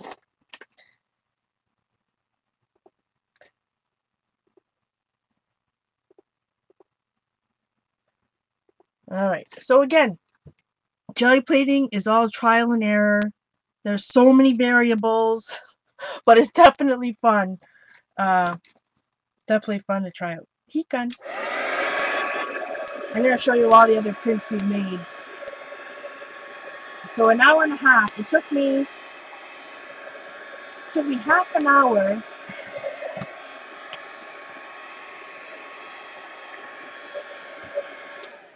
It took me half an hour to emboss the plate, right? But then we did quite a few. All right, so here they are. And you know, as it gets built up with more and more plates, I think that more and more paint, I think it kind of looks cool. I'm going to use this. I don't know. I think the jury is still out. I don't think it's any worse necessarily, but it's definitely different with the fun foam. Maybe I have to use a different, maybe I need to use a thinner pen. I gotta practice. But I definitely like using it on the styrofoam. So just to show you, if you don't have a plate, so now I have this. And we do have a couple of other things stuck together over here. So I have some deli papers, some other random stuff over here. The other half. So we got, you know, once you start jelly plating, you can produce a lot in a very short amount of time. You just need lots of space. Oh, right. What's wrong, Joyceage? Oh, poppy stencil. Okay. So I think I need a few more, you know, a little bit more texture on this. And just because you have something that's monoprinted, to me this is nowhere near finished. Now I can add, you know, some top stenciling, which I'll do here shortly. But first I'm going to add a little bit more texture of this. So I think I'm just going to put a little bit. That's not a little bit. That's a lot. You can't see. I put a lot of paint on there. Alright, so this is a nonstick craft mat. Maybe if you had a maybe if you already had a palette paper. And I'm just going to brayer on to the styrofoam. Look at my thing here. And see where I want it. I'm going to go right on top. I'm not pressing, right? This is just going to be some accents, see? So, you know, I don't want to press all the way, if you know what I mean, Vern. I'm not pressing hard. Well, maybe down here. Just a tiny bit. And I'm not inking it, or not inking, excuse me. I'm not putting any more paint on it. Just to have a little bit of texture. I'm going to go back onto this side too. I'm going to add a little bit more paint.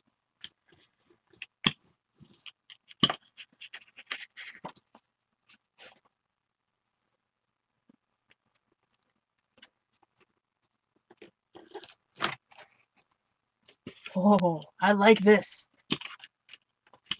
But I'll also show you here once we're done.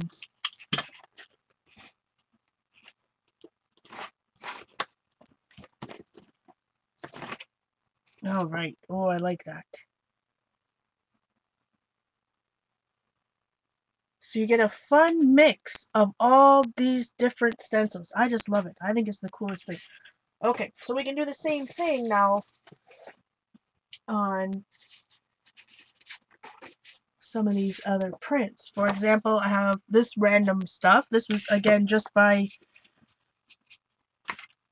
pressing it. But say, you know, I could do this whole, I wouldn't say the whole thing.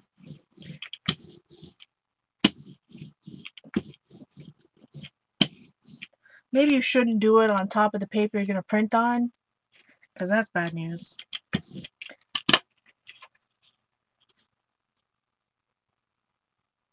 I don't know what you guys are talking about.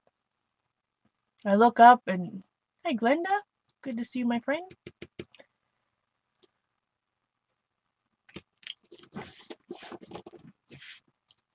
But if, I mean, you could use another brayer. I mean, I could use my black one too, but if you really want a good print out of that, right? So you're just going to get some different things. And you can see here, you can see where I didn't, you know, I did it fast, but you can make that as flat as you want. But I like that. It gives it kind of like a woodcut look. I love that. Okay. Now this, hot mess.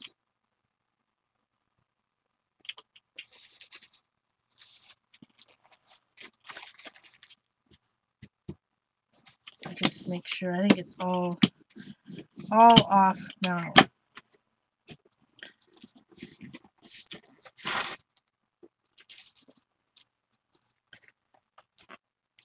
Oh man, I got paint everywhere. But see how fun? Yeah, it makes such a fun print. I agree. Okay, I'm gonna clean off this. Where's my baby wipe?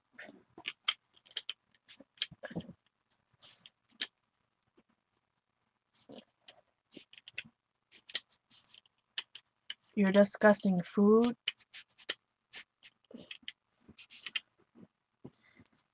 Alright, clean off the brayer. Clean off the non-stick mat. And I'm gonna go back and work on that other page.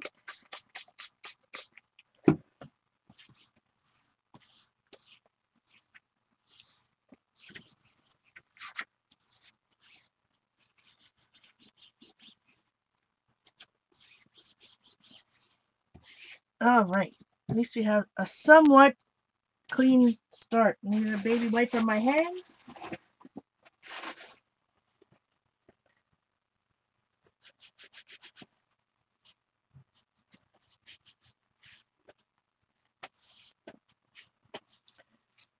Boy, it is true, Linda, that black Dollarama paint. It's also an interesting texture. Okay. Back to this. I'm just gonna take a quick heat gun to it again. Make sure that those spots are dry. Heat gun.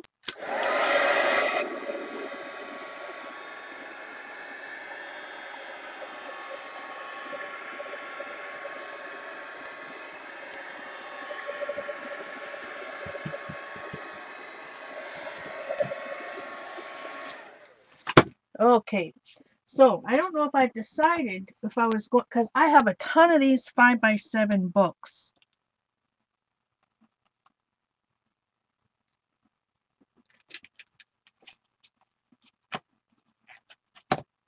I might even be able to do 3, but then this center,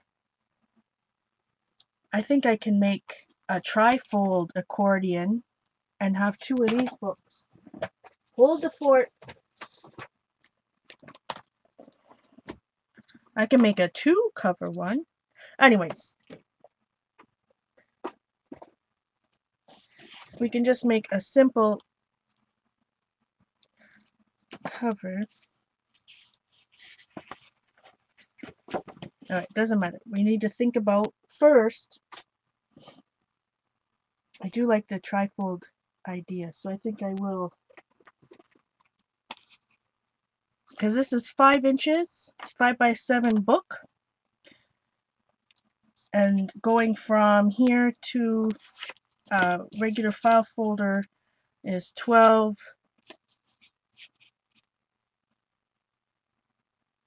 5.5, 17.5. So I think I can get 3 out of this if I fold it in 3. So what I want to do is, you got to think about, first of all, I need to think about how big is my book, 7 inches, because I want to make a pocket, right? So I'm just going to place it here. Thanks, guys. Turn the book sideways. In other words, you think I should do it this, oh yeah, look, you could make 2 perfect pockets that way. I could make 2 if I cut this, but then I wouldn't have a very big pocket.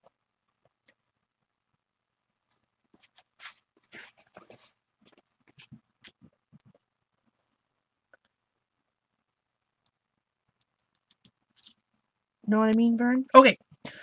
But what I do want to know is that, okay, this is 5 inches. You don't have to take a measuring tape out. Or, you don't have to do any measuring you don't want to do. I'm just going to fit it in there real quick.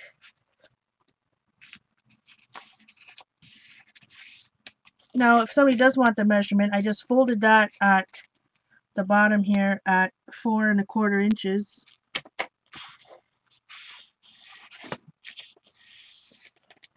Therefore, leaving this should be just over 5 inches. Sorry, 7 inches, 7 1/4 at the top there. So I'm folding it now because when I'm going to do some more decorating on it, right?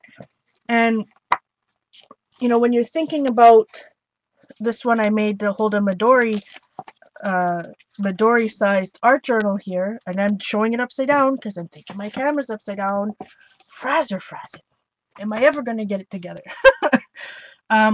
So this one has 3 pockets, right? So, but when you fold it, there's some things that are going to be covered up, unfortunately, right? So I want to be cognizant. I'm folding it now so that I can see what's going to be exposed and what's not going to be exposed. And I do like a little edge here. So I'm going to fold this out. Because I wanted to make a little pocket, you know, just like this cover to go into a faux dory, but I like to have the little pockets in there.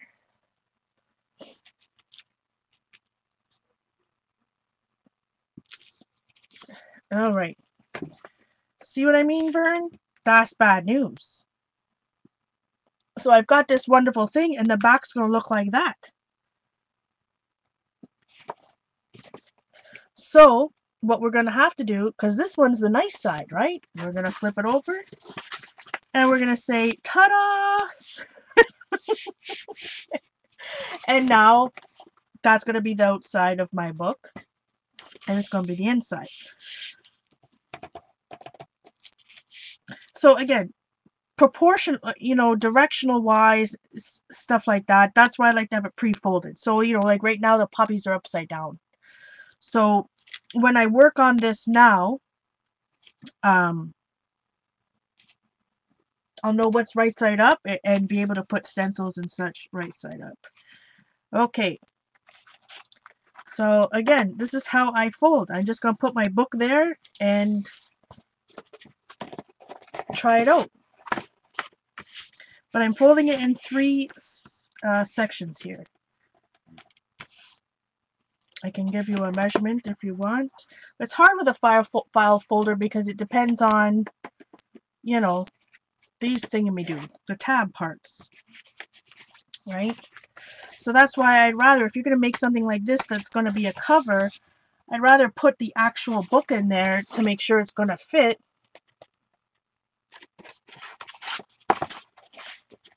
You know, rather than the actual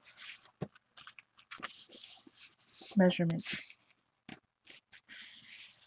Because who knows what type of book? Maybe you're making one, right? There's so many different size notebooks on the market. So,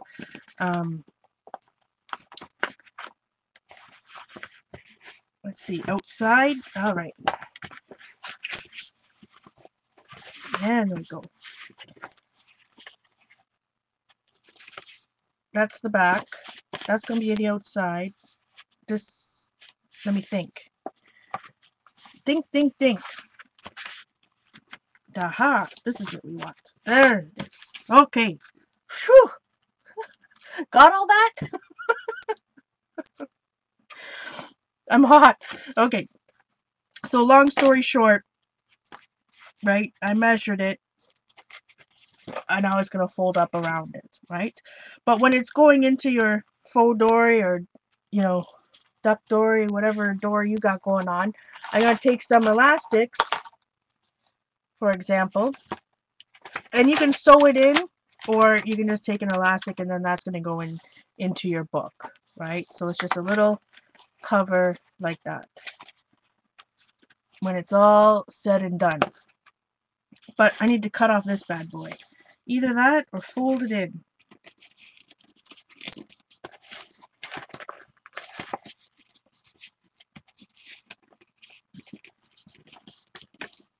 And you know what, you can take, I've been using the side of my ruler here, but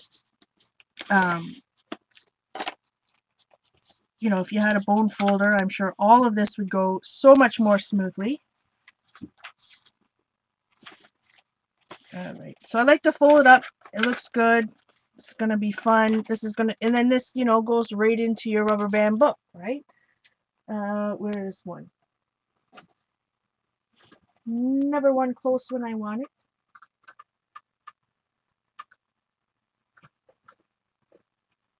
I don't know. Can't find anything without causing a craft avalanche right now.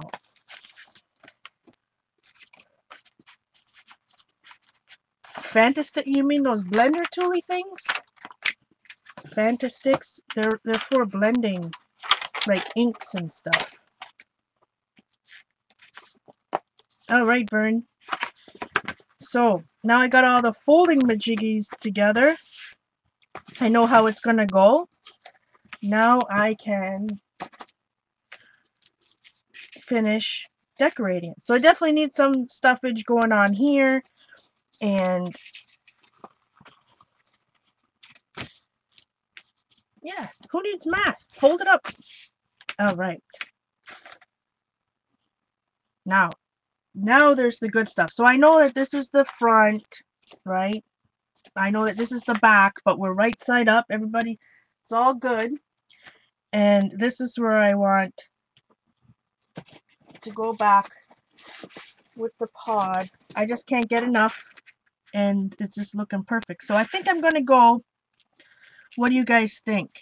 Should I do some gold? Or should I do some white? So we're going to do what I call, top stenciling. So this is going to go over black and everything. So I could use white gesso. What kind of gold do I have that would be even opaque enough to do that? That could be a problem. Night, Anita.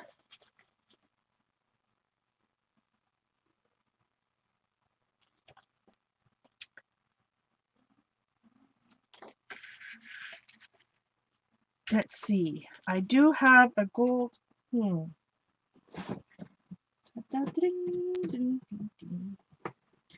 Excuse me. So I have, this is the soft body iridescent bright gold that that's the one that Dee recommended and I got.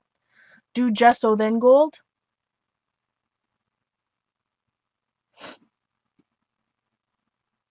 Well, the good thing about having all these other ones around is that I can test it.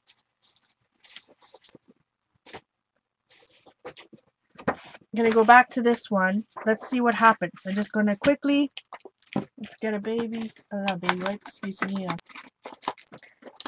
makeup wedge.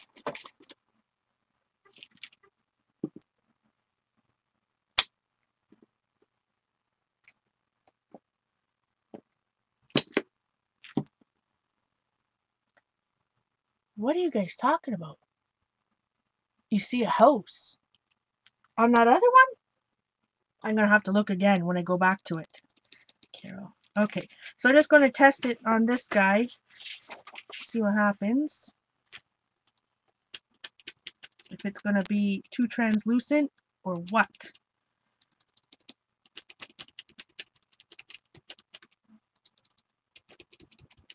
What I was thinking is doing a little bit of gold and then I can do some white splots on top.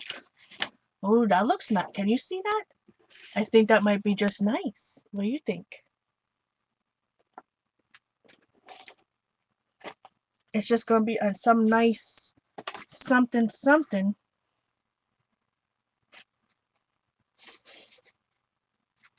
You guys are talking about this. You see a house with a chimney. I'm looking at my computer. I don't see any houses with a chimney.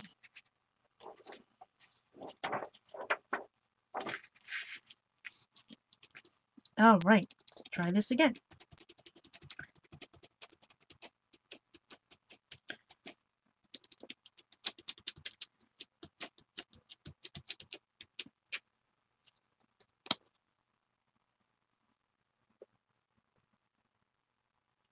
So that's the thing. I never when you're talking to a streamer on the right side, my right, your right, the computer screen's right. I don't know which is right and which is left. This is my left hand. The one holding the stencil is my left hand.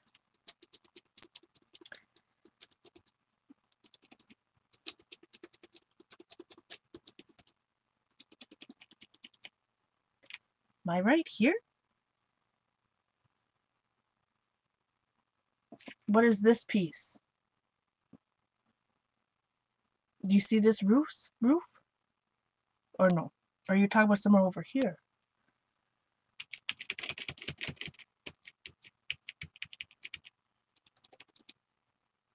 I'll just keep dabbing while you guys keep gabbing.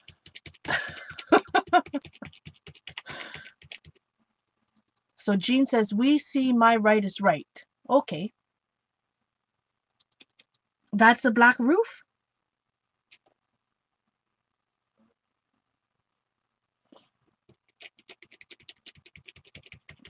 Like I said, since changing my camera, I'm all discombobulated. Upside down, right side up, left, right, point. I had it all worked out.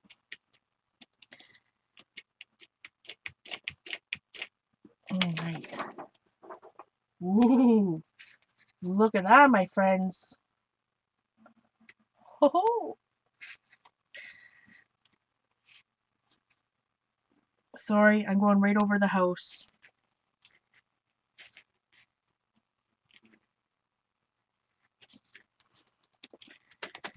So this is again a Patty Tully Parish stencil from mystencils.com. It's called Poppies.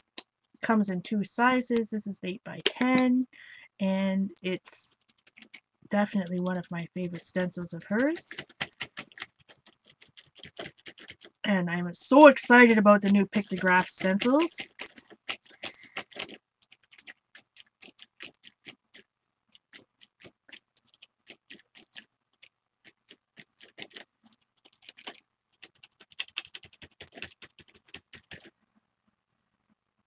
All right. Oh, fun.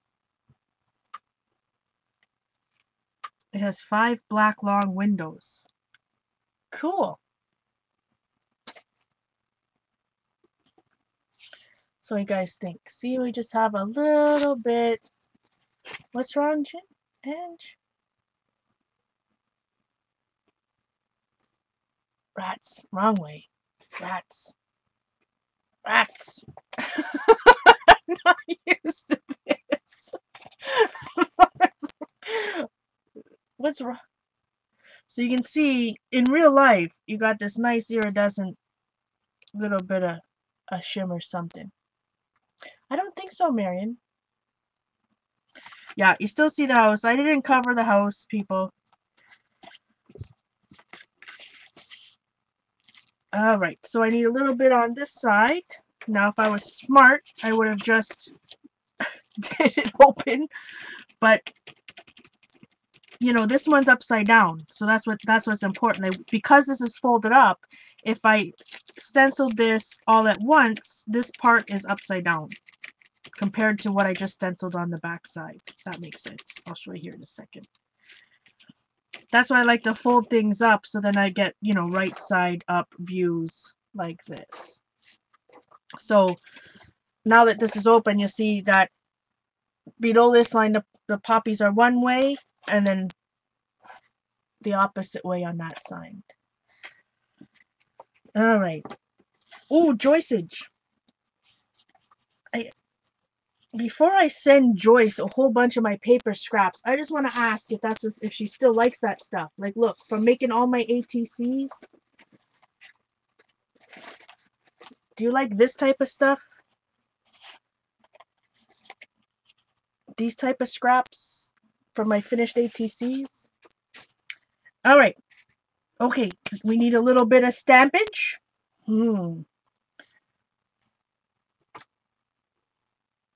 First, I need to drink a coffee. Is everybody okay? Are we good?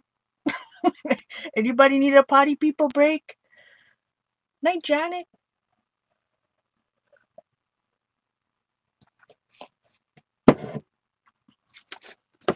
So when it's folded, we got our poppies there. So I need to do something here because that's just bad news. So if I look at the colors, we got red. We need to bring in some of that green again, I think.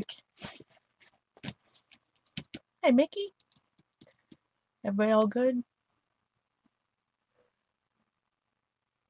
Okay, thanks, Joyce.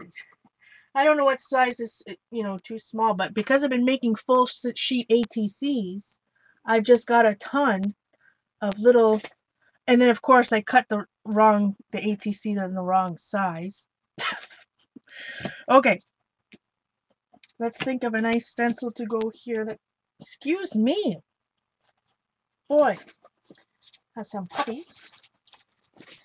Let's see, let's mix in, let's use the echoes because we did start with that. And what color did I say I wanted it to be? Some of the same, probably the same turquoise here that I was using. Or something similar. Night, Linda.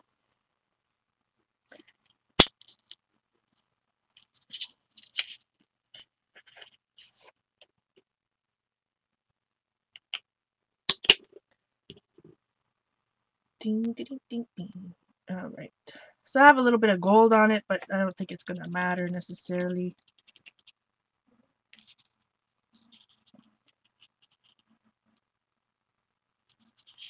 And, you know, I just did this right over an untreated, right, ungessoed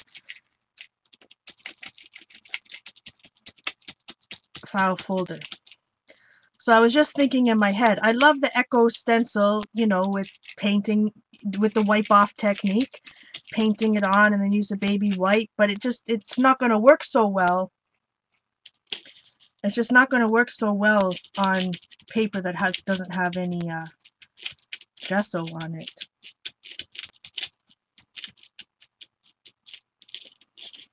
I'll just do a little something there maybe.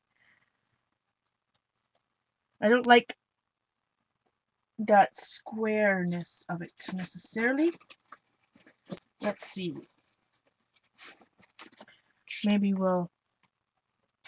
I need more of a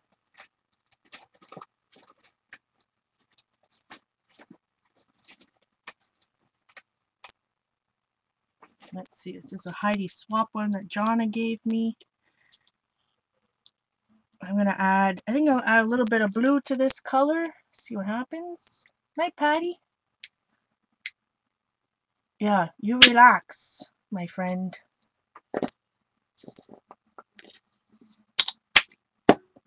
So a little bit of the light blue permanent maybe.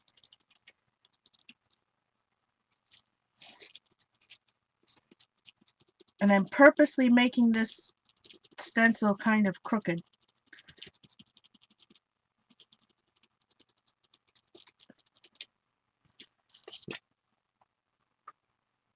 All right.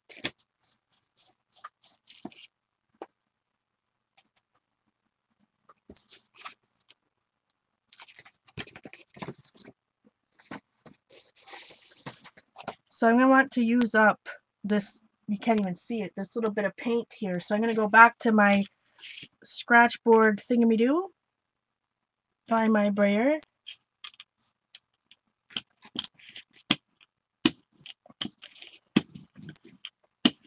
And you don't have to, you know, completely cover this either, rats.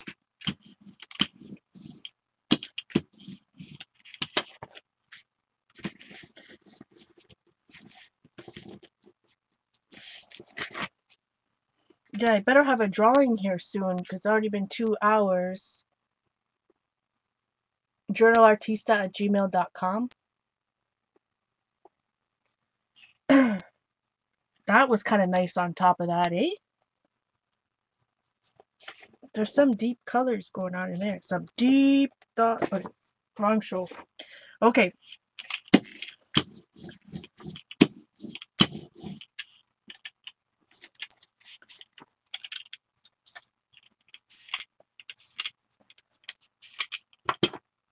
There's still lots of paint on there, so let's see what happens when I layer it over this black. Hot mess. Okay, but what I want now is to ink this. Let me see. Can wipe it with a baby wipe. I want to add some red. So we're still working on this, right? I think it needs a little bit of, I don't know what it needs. I think it's hot mess right now. JournalArtista, yeah, at Gmail. Because that's just a hot mess. So either, where you guys know red's too much, it needs to go black. So I'm going to put some black on here, which means that I didn't need to wipe it with a baby wipe.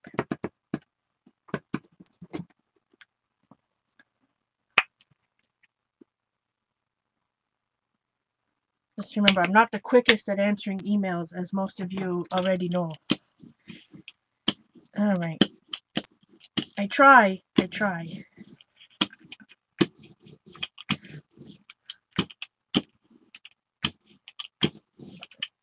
All I'm trying to do is get a little better every day. Continue the momentum and just get a little better every day.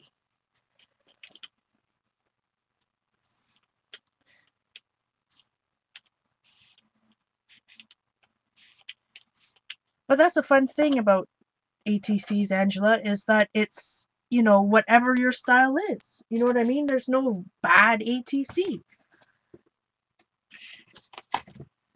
It's, you know, what you like to do. I gotta be careful. I got that big thing here now.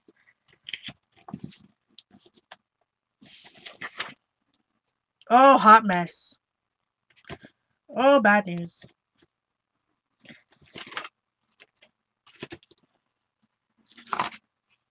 Whew. Oh boy. Now, we really got to work through some uglies here. Let's think. While I'm thinking, maybe we should do a quick drawing. So, you know, I have a little drawing when I stream, and it's just a little envelope of some goodies, some ATC starters or finished ATCs, or, you know, jelly print, who knows. Napkinage, always some napkins. So if you want to get a little happy mail from me, when I type go, I'm going to put in one number only. Hey, Debbie. Jean is music scrap. She's in chat here. Scrap without an A. Valerie says Paula always cracks me up when she says she's thinking something in her head. Where else could she think it? That's true. Because sometimes what I'm thinking in my head doesn't come out of my mouth in the same the same fashion. Okay, so when I type go into chat, one number between 1 and 85.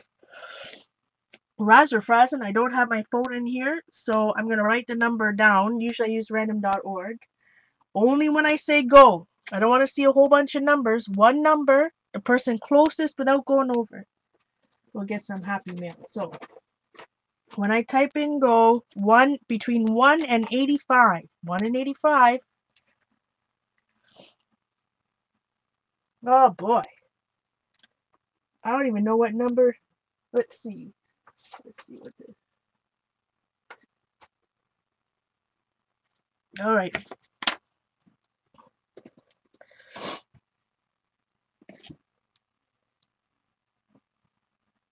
Get out. I already see somebody who won.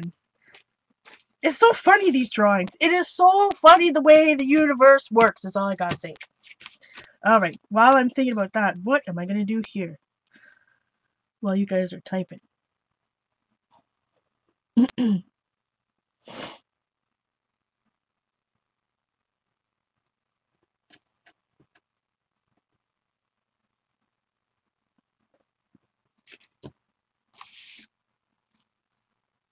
Hot mess.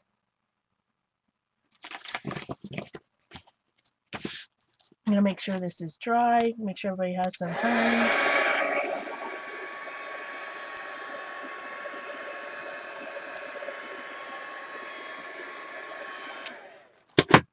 Alright, everybody in? I did say go. Yeah, you're sorry. Oh, sorry, no, really. Usually I typed it, yeah. So I'm gonna take some of that black paint again. Not black, excuse me, this blue. Alright. So I think I know who it is, but Carrie will confirm for me. I saw two. So we need to find out who was first. Do you see that, Carrie? Number 13. Alright. So let's try the white back technique. As I said before, there was no gesso, so there's lots of spots. This may not go so well. But you know what? We already have a hot mess, so it can't go any worse. Right? It can't be any worse. Alright, I'm just going to get out my tribal squares. You know how much I love that stencil.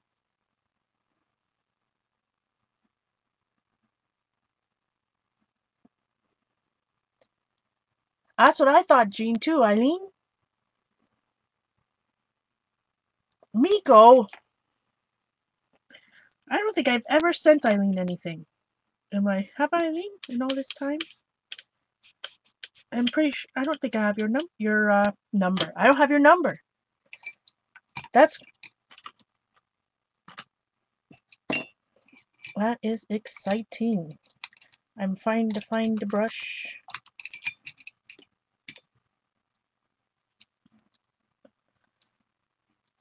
Oh boy. Now I have to like get my card making skills on again. No. Alright. So I'm taking that blue, this Liquitex Basics again, because this is a nice opaque color.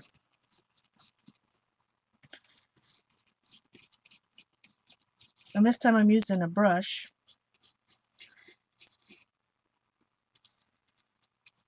Now, there's no gesso on here, so this, may not turn out the way I normally like it to turn out, because gesso, stops the paint from sinking into your paper. And because there's no gesso, this might just kind of all sink in. So let's cross our fingers that it somehow, works a little bit.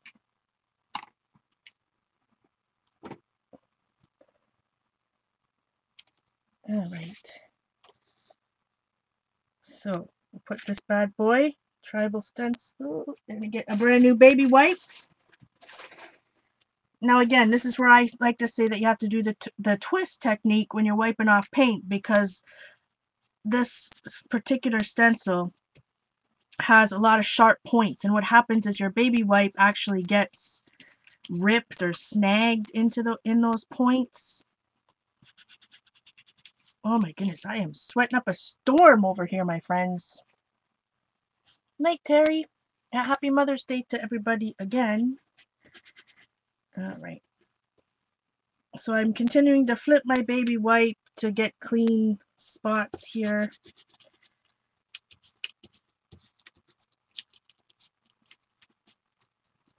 I can already tell it's not going. You gotta be careful too. I didn't gesso this, so I don't want to pill the paper either, right? By rubbing too hard or whatnot. But we should get a somewhat half decent result, because there was a little bit of paint. You know what I mean? We're not going like right onto there's a bit of paint in between what I'm trying to say. This layer of blue paint and the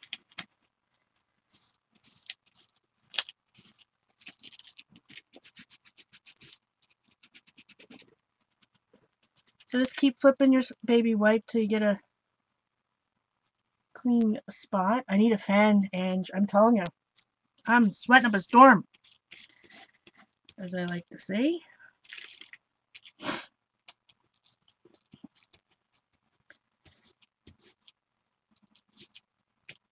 Okay, it's probably as best as I'm going to get it, because, again, some of the paint has sunk right in.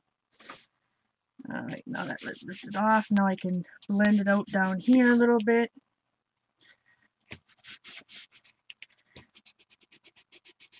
So it's just going to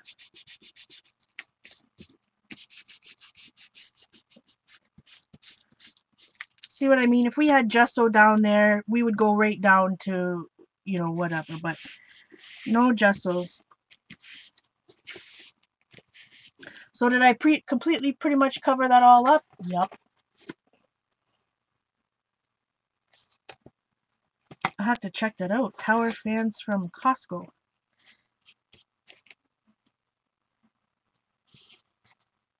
Again, this is just on the inside. I do like those peaks of red coming through now. But it's okay. We gotta work through the uglies. Gotta work it out.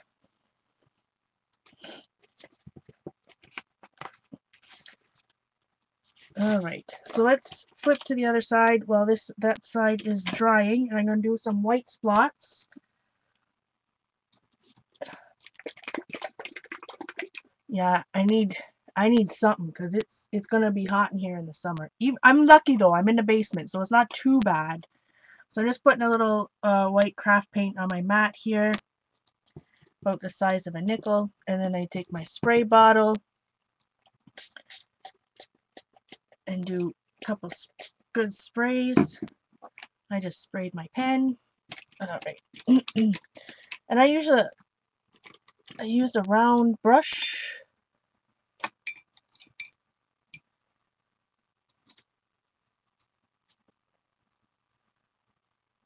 Thanks, Jane. I'm gonna work it out. It needs some more white. It needs some white, but I'll work this bad boy out. Right?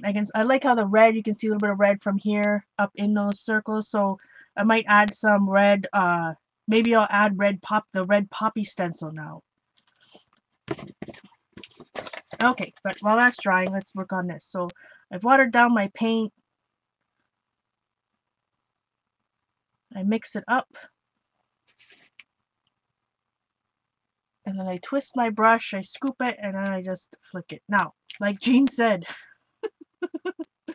this does go everywhere. It goes on my glasses, goes on a computer, goes on my arm, goes in my coffee, everything.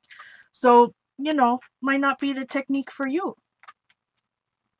Maybe there's a cleaner way to do it. I don't know. But I like big splots. I need that on a t-shirt.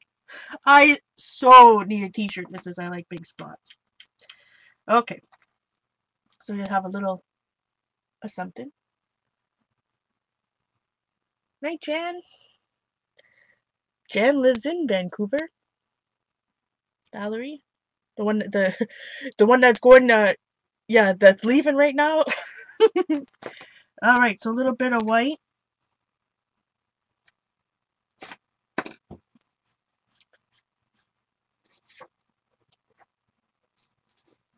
Eileen, did I say Eileen? You're gonna have to email me your address because I'm pretty sure I don't have it.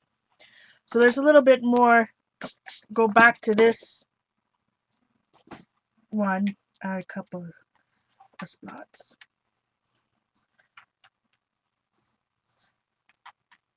And I'm sure the bigger the brush you have, the bigger the spots. You know.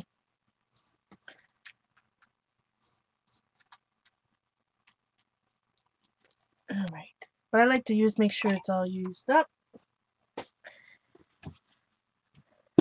So I got a little bit more white there, but boy, see, it's all over. Mickey splotted her silk curtains. Yeah, even fur babies. That's right, Miko. Even fur moms like there's a few of us that have only fur babies. Okay, heat gun. Gotta dry the splots. Exactly, Sherry.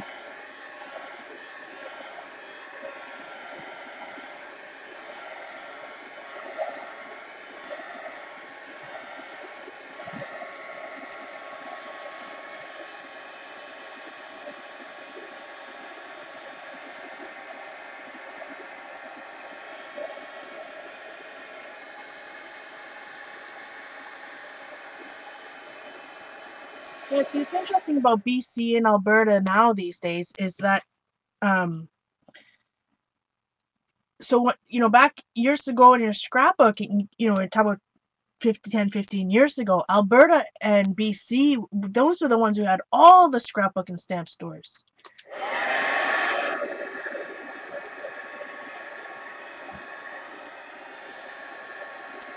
Well, they're going to equip us, and that's part of the contract.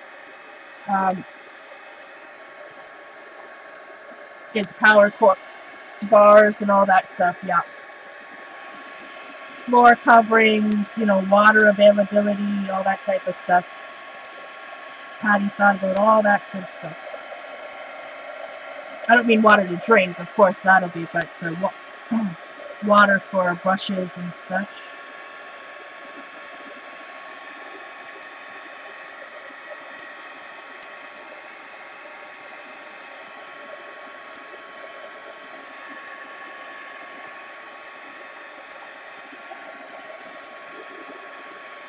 So a lot of those spots are not dry. But we're going to turn it over anyways and add a little bit whatever's left here. Not enough to do anything.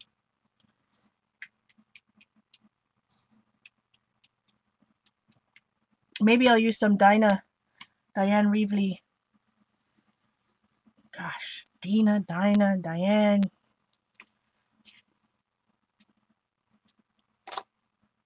Heat gun. Maybe I'll use the Dilutions paint, red paint, on top of this. See how it goes.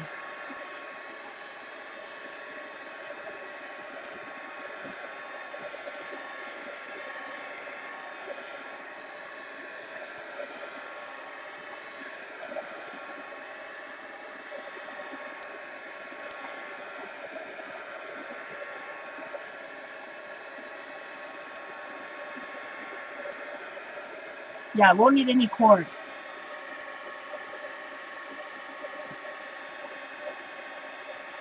It's set up for conferences, business conferences and all that. But yeah, part of the contract was to make sure that all that type of stuff was included, was available at the ready.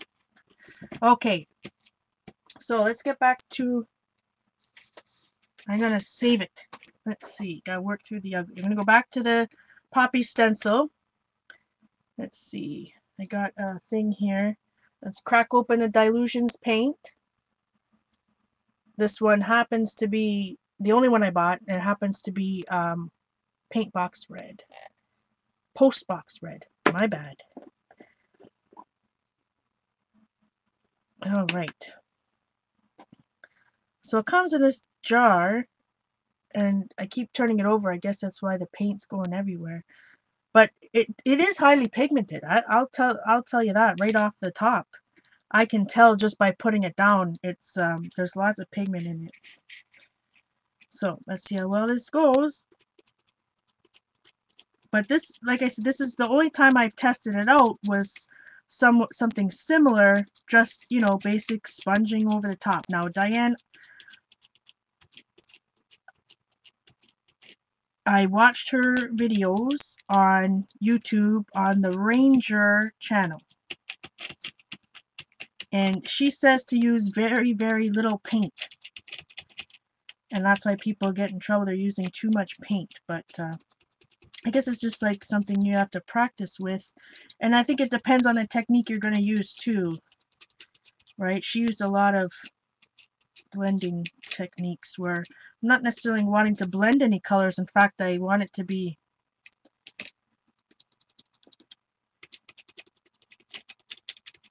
pretty dark. But sometimes red can be tricky too, translucency wise. Oh, that little guy, he's not going to show up anyways. So here we got.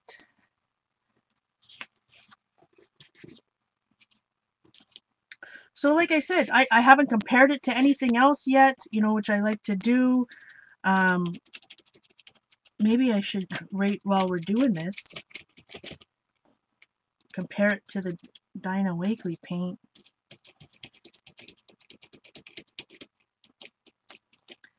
And it does have a very strong plasticky smell. So if that bothers you, and we talked about this on, I forget whose stream it was now. I like funny smells. Like, I like the smell of Sharpies and stuff, but this is not one of those kind of nice smell ones.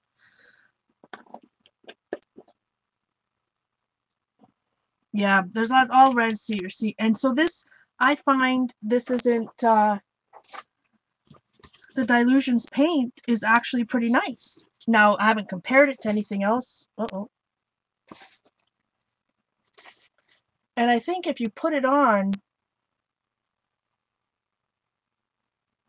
the wholesale group is selling round tools. Yeah, exactly.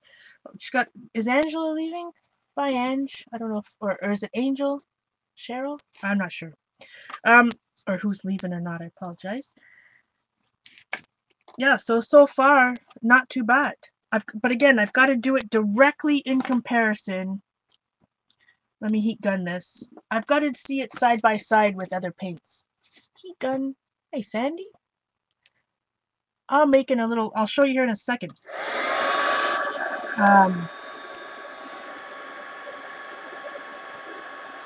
A little pocket cover for some writing books.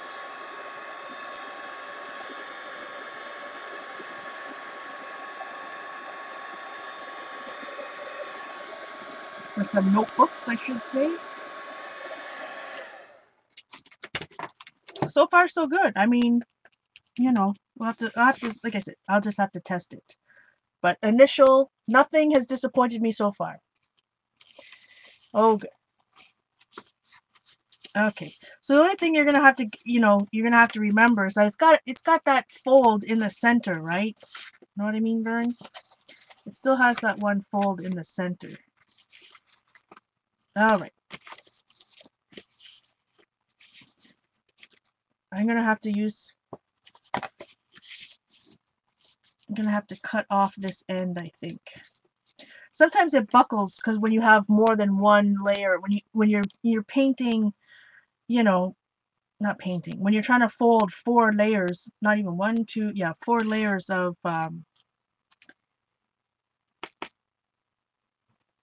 what you may call it, paper, a file folder. Sometimes it gets a little wonky, shall we say. But I'm tempted just to staple that bad boy. That's what I need to check out. Hold on a second, Valerie. Okay. So long story short, I need to add some couple finishing touches. I'm not gonna make you sit through that. Let us find, where did that, there we go. So I have a bunch of number 24, I believe they're number 24 elastics.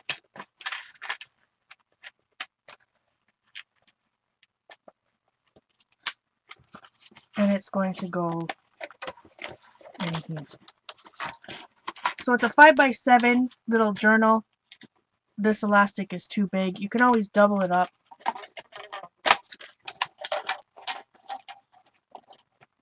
Maybe not, because now it's too tight and folding my thing. I need the size 18 elastic. Anyway, you get the hint. It's going to sit in there, and it's just going to be a little cover for my book. But what I wanted was to have a few pockets, right? To put some stuff, some other notes and stuff in the pockets. Oh, I'm definitely going to staple it, Sandy. I'm going to put some washi tape, just kind of like what we did with this one, right? It's folded up. It's got some washi tape on the edges here. And then when it opens, you have a whole bunch of pockets. So it's going to be the same thing. It needs the edges need to be ink black. It needs some final touches. But I'm very happy with what. Oop, upside down. Oop, upside down. Frazzin. So I'm very happy with the way it turned out so far. I love that metallic sheen.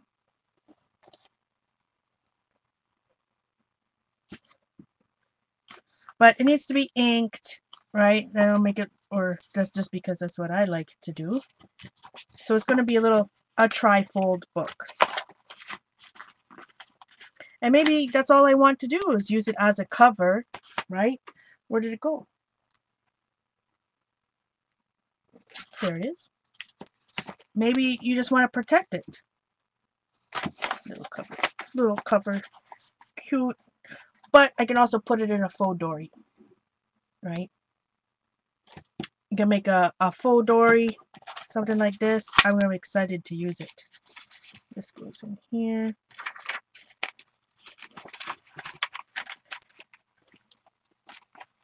Just a little cover. Now you don't have to use a book that's, I bought this book like like we did a couple of months ago. Boy, it seems like a long time ago now. February? I sewed a book in here. I made a book and then actually sewed it into the things. Ranger does have the odd production issues. Ranger is having production issues. All the paint is backed up. Ranger needs a quality a nice quality manager who also specializes in safety. Just teasing. Okay. Let's just do a 2-second comparison here.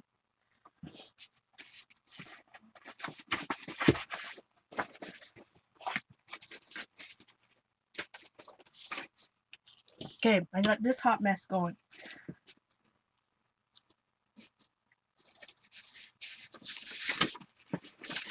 Let's take, this is another one of Patty's stencils. Where's the name? Outback Dreamin'. Okay, I'm going to start with the Dinah Wakely Ruby.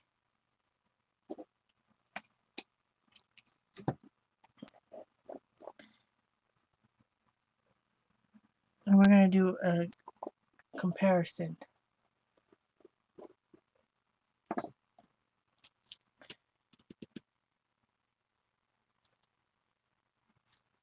Alright, I'm going to try it with a...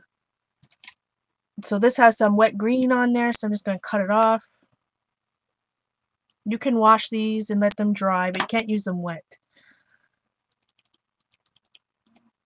So, I already can tell that the Dinah Wakely paint is a tiny bit thicker, just by smoothing it out like that.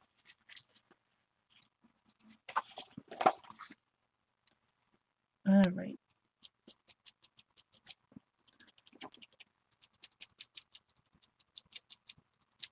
Sorry, this is Dinah Wakely's paints from Ranger.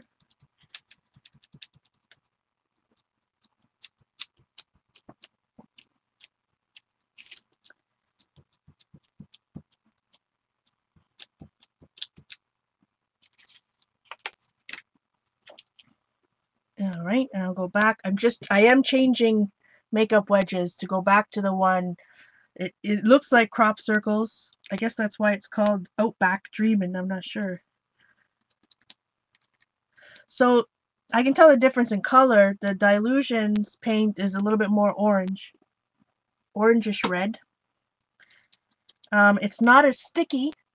It's tactile wise. It's not as sticky.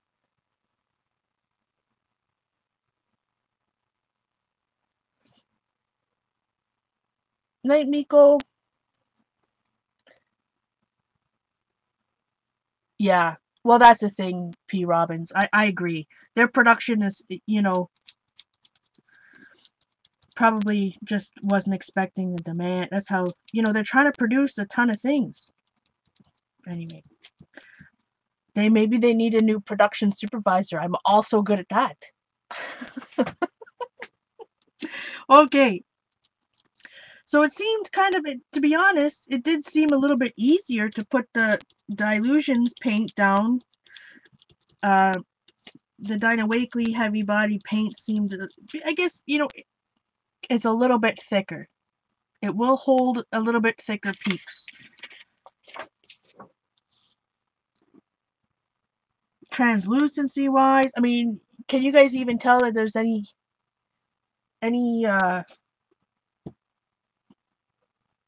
no difference, right?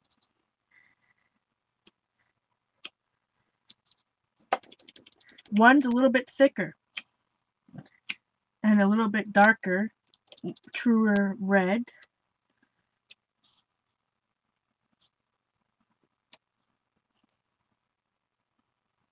Let's see, close up. If only I was American, eh? I'm sure Ranger has wonderful production supervisors. It's just simply sometimes it's supply and demand.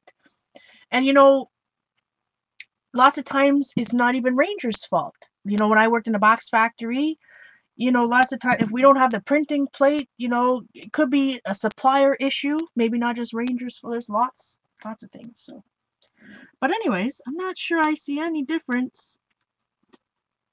One's a little bit more red. They both went on equal. I guess the Dilutions went on easier. because the heavy body is a little bit stickier.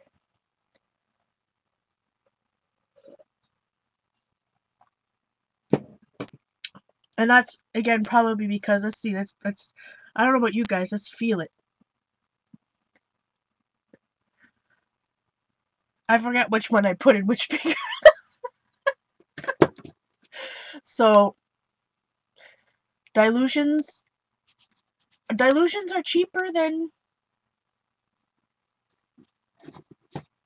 the, this is 2 ounces, than the Dina Wakley. These are both made by Ranger. 2 ounces. It's just, see, it's one of those, you think this is way more, but apparently this is the same amount of product. It's one of those optical illusions.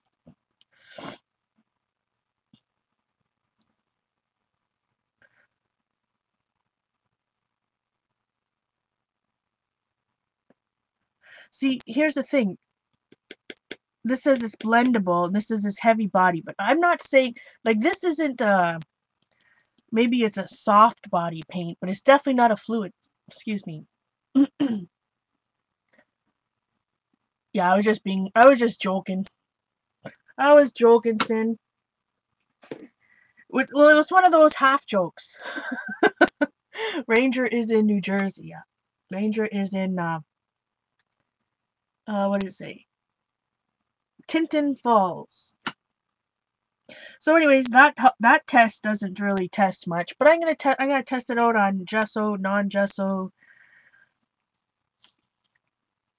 Ease of use. Like, if I had to just buy this right now, I would choose dilutions, but I haven't tried anything else. Remember, we did the test with the Dina Wakley paints when I tested them against Liquitex Basics, colors and all, and I can't see a difference. Isn't the Wakley more dense than the, it is. It's still a bit more thick, Denise, but pigment wise, I think the pigment quality is the same between,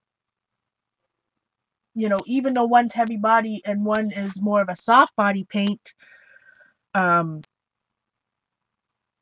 just applying with a makeup wedge. Now, maybe if we painted it on, it's going to be different, right? It's going to be different.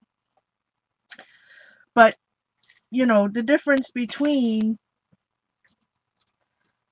this is Dina Wakley paint and this is Liquitex Basics, I don't see any difference at all. In fact, it's almost the exact same colors, even.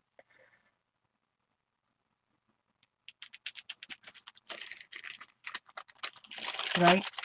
So, and this is the pink. This is the same, to me, the same pink.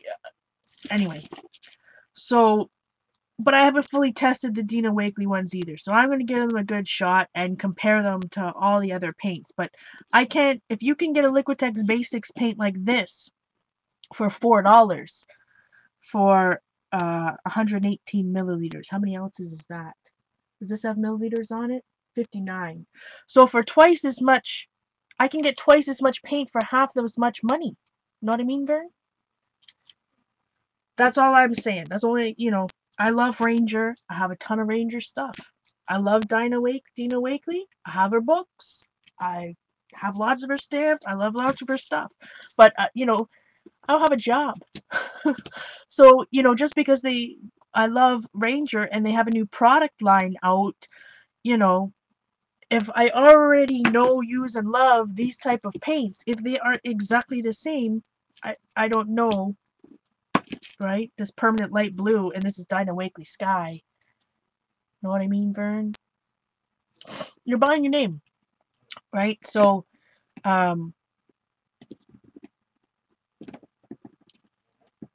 that's all I gotta say about that. Especially talk about colors, especially if it's the same color. I mean, if I had my spectrodensitometer, I think that's what it was called, that measured color and light and stuff, maybe you might see a difference in colors, but I really don't. I've got lots of thumbs down on the video that I did this. Hey, I'm all about buying stuff. You know what I mean? I buy lots of stuff, but you know. But that's it, guys. I hope you had a fun night. I'm gonna test out some paints. I gotta set that all up though, because I've got to, you know, I gotta have gesso. I gotta prep a piece of paper that has gesso on one side, no gesso, some stamps. I always do a stamp in black. If you guys saw my YouTube video called demystifying acrylics for beginners, you'll see how I have that kind of set up. Gesso, non-gesso, and then a black stamp to see how translucent or opaque the paint is. I gotta do that. That's gonna be, now that I got the PLPs done, I just got to got a couple more things to package up, but everything that's going in those packages is done, which I feel good about. I need to work on some swatching maybe.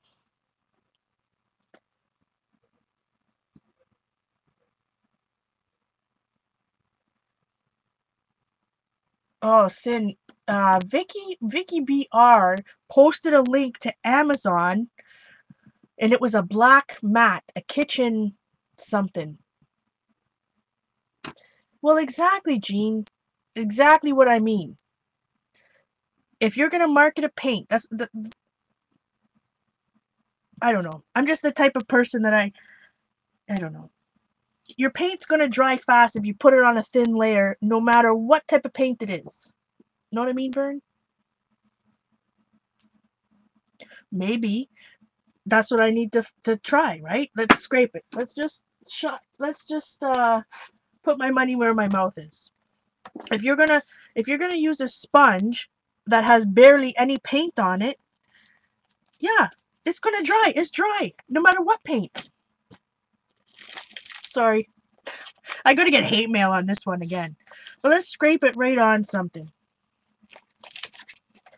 Night, Eileen. I'm going right after this. I need to scrape it over something. Let's find something in here. Some green. Well, red and green are contrasting colors, I suppose.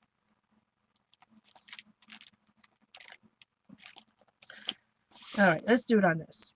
Because this is how I...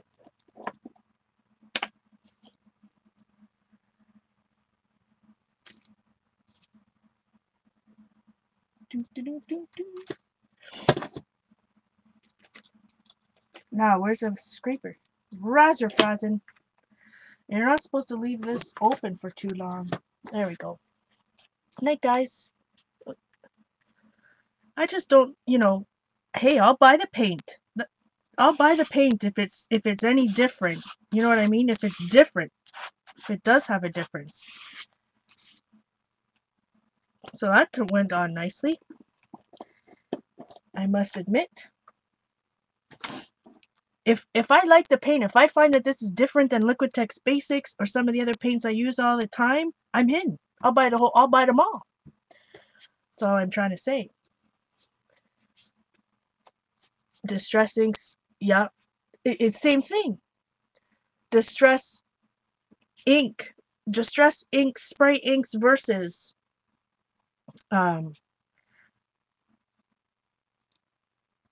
dilutions. I think they're the same too, just different colors, in my humble opinion, from all the testing. But I'm telling you, I got so many thumbs down from that video.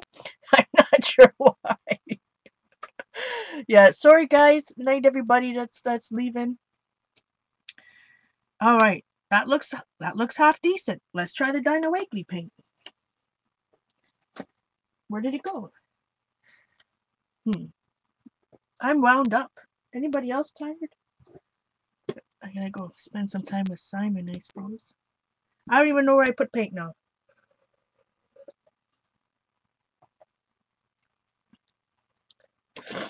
Hey, I love distress. You know, I've loved distress inks from the beginning, to be honest. But I'm not.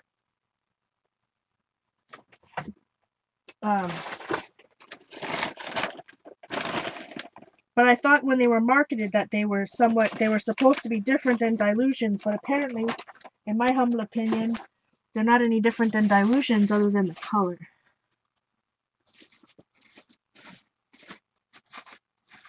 Now I lost my red paint. Razor Frazen, where would that go? Can anyone see it? Oh, right beside the dilutions. Right beside the dilutions. Okay. Definitely thickness is different. Definitely I would say heavy body versus soft body paint.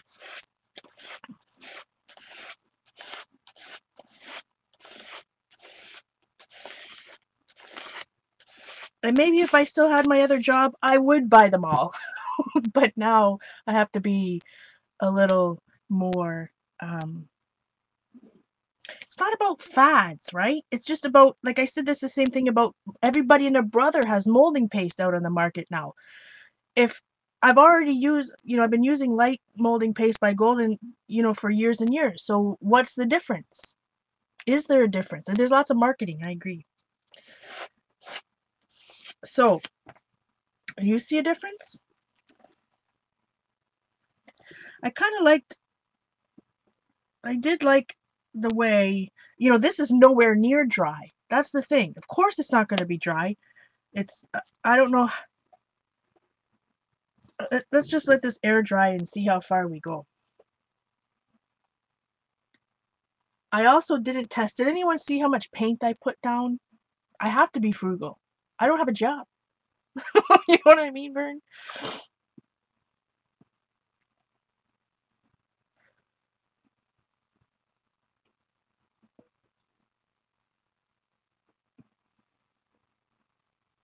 So, Now, I don't know if I scraped this one more. This is looking a little bit more translucent, to be honest, than this one. This is Diane Dina Wakely. This is Dilutions. So far, I mean, I like the way the Dilutions looks a little bit better. But look, it's not dry. It's not gonna dry fast. It's only drying fast. Like, I just don't like people that twist words. Not that I don't like Diane Wakely. Don't send me emails. Thumb down my video all you want. But tell me the truth. You know what I mean, Vern? I'm an adult. Especially for some of us who've been art journaling for a while. Like, it dries fast. Well, any paint will dry fast if it's thin. I guess what I'm trying to say is that the paint is perfect for that person, whoever designed it, maybe that person's style, if that makes sense. So if her style is to put it on in thin layers with a sponge, right, or a baby wipe, then that, it's going to dry. Yeah, that's going to dry fast, of course, but I don't know. I hope I don't sound too negative. I love them both. I buy all their stuff. I love their stuff. I've got stamps. I've got whatever. But tell me the real differences between this paint and a Liquitex or a Golden, one of the big boys. That's all.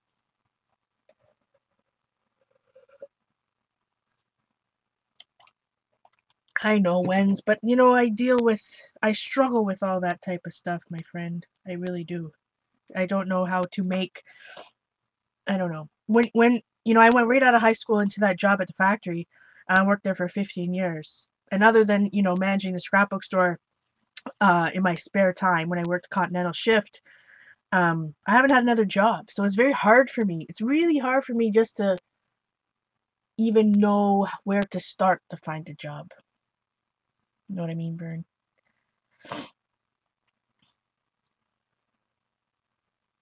Molding paste? Light molding paste?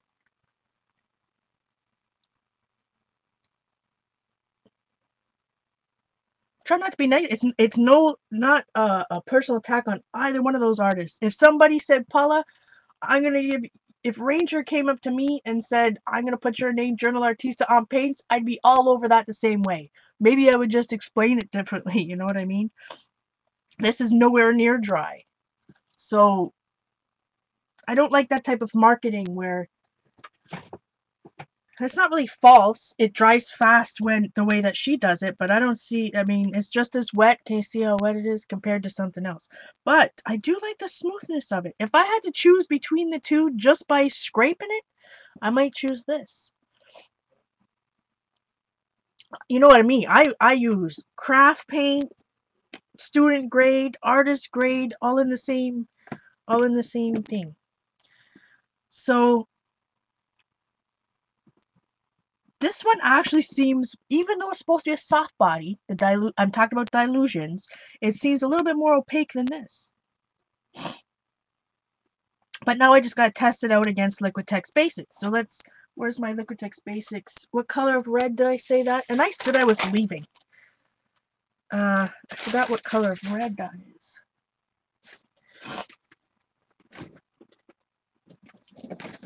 Let's see, this is primary red.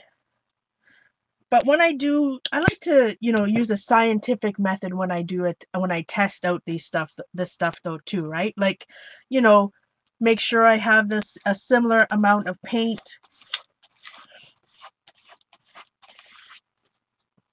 See how some of this it goes kind of brown, but this one it doesn't. I got a runny nose now. So Liquitex Basics, it's all red to me.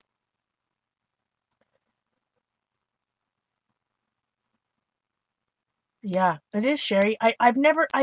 Even when I got the job, I'm gonna have to stop recording. Even when I got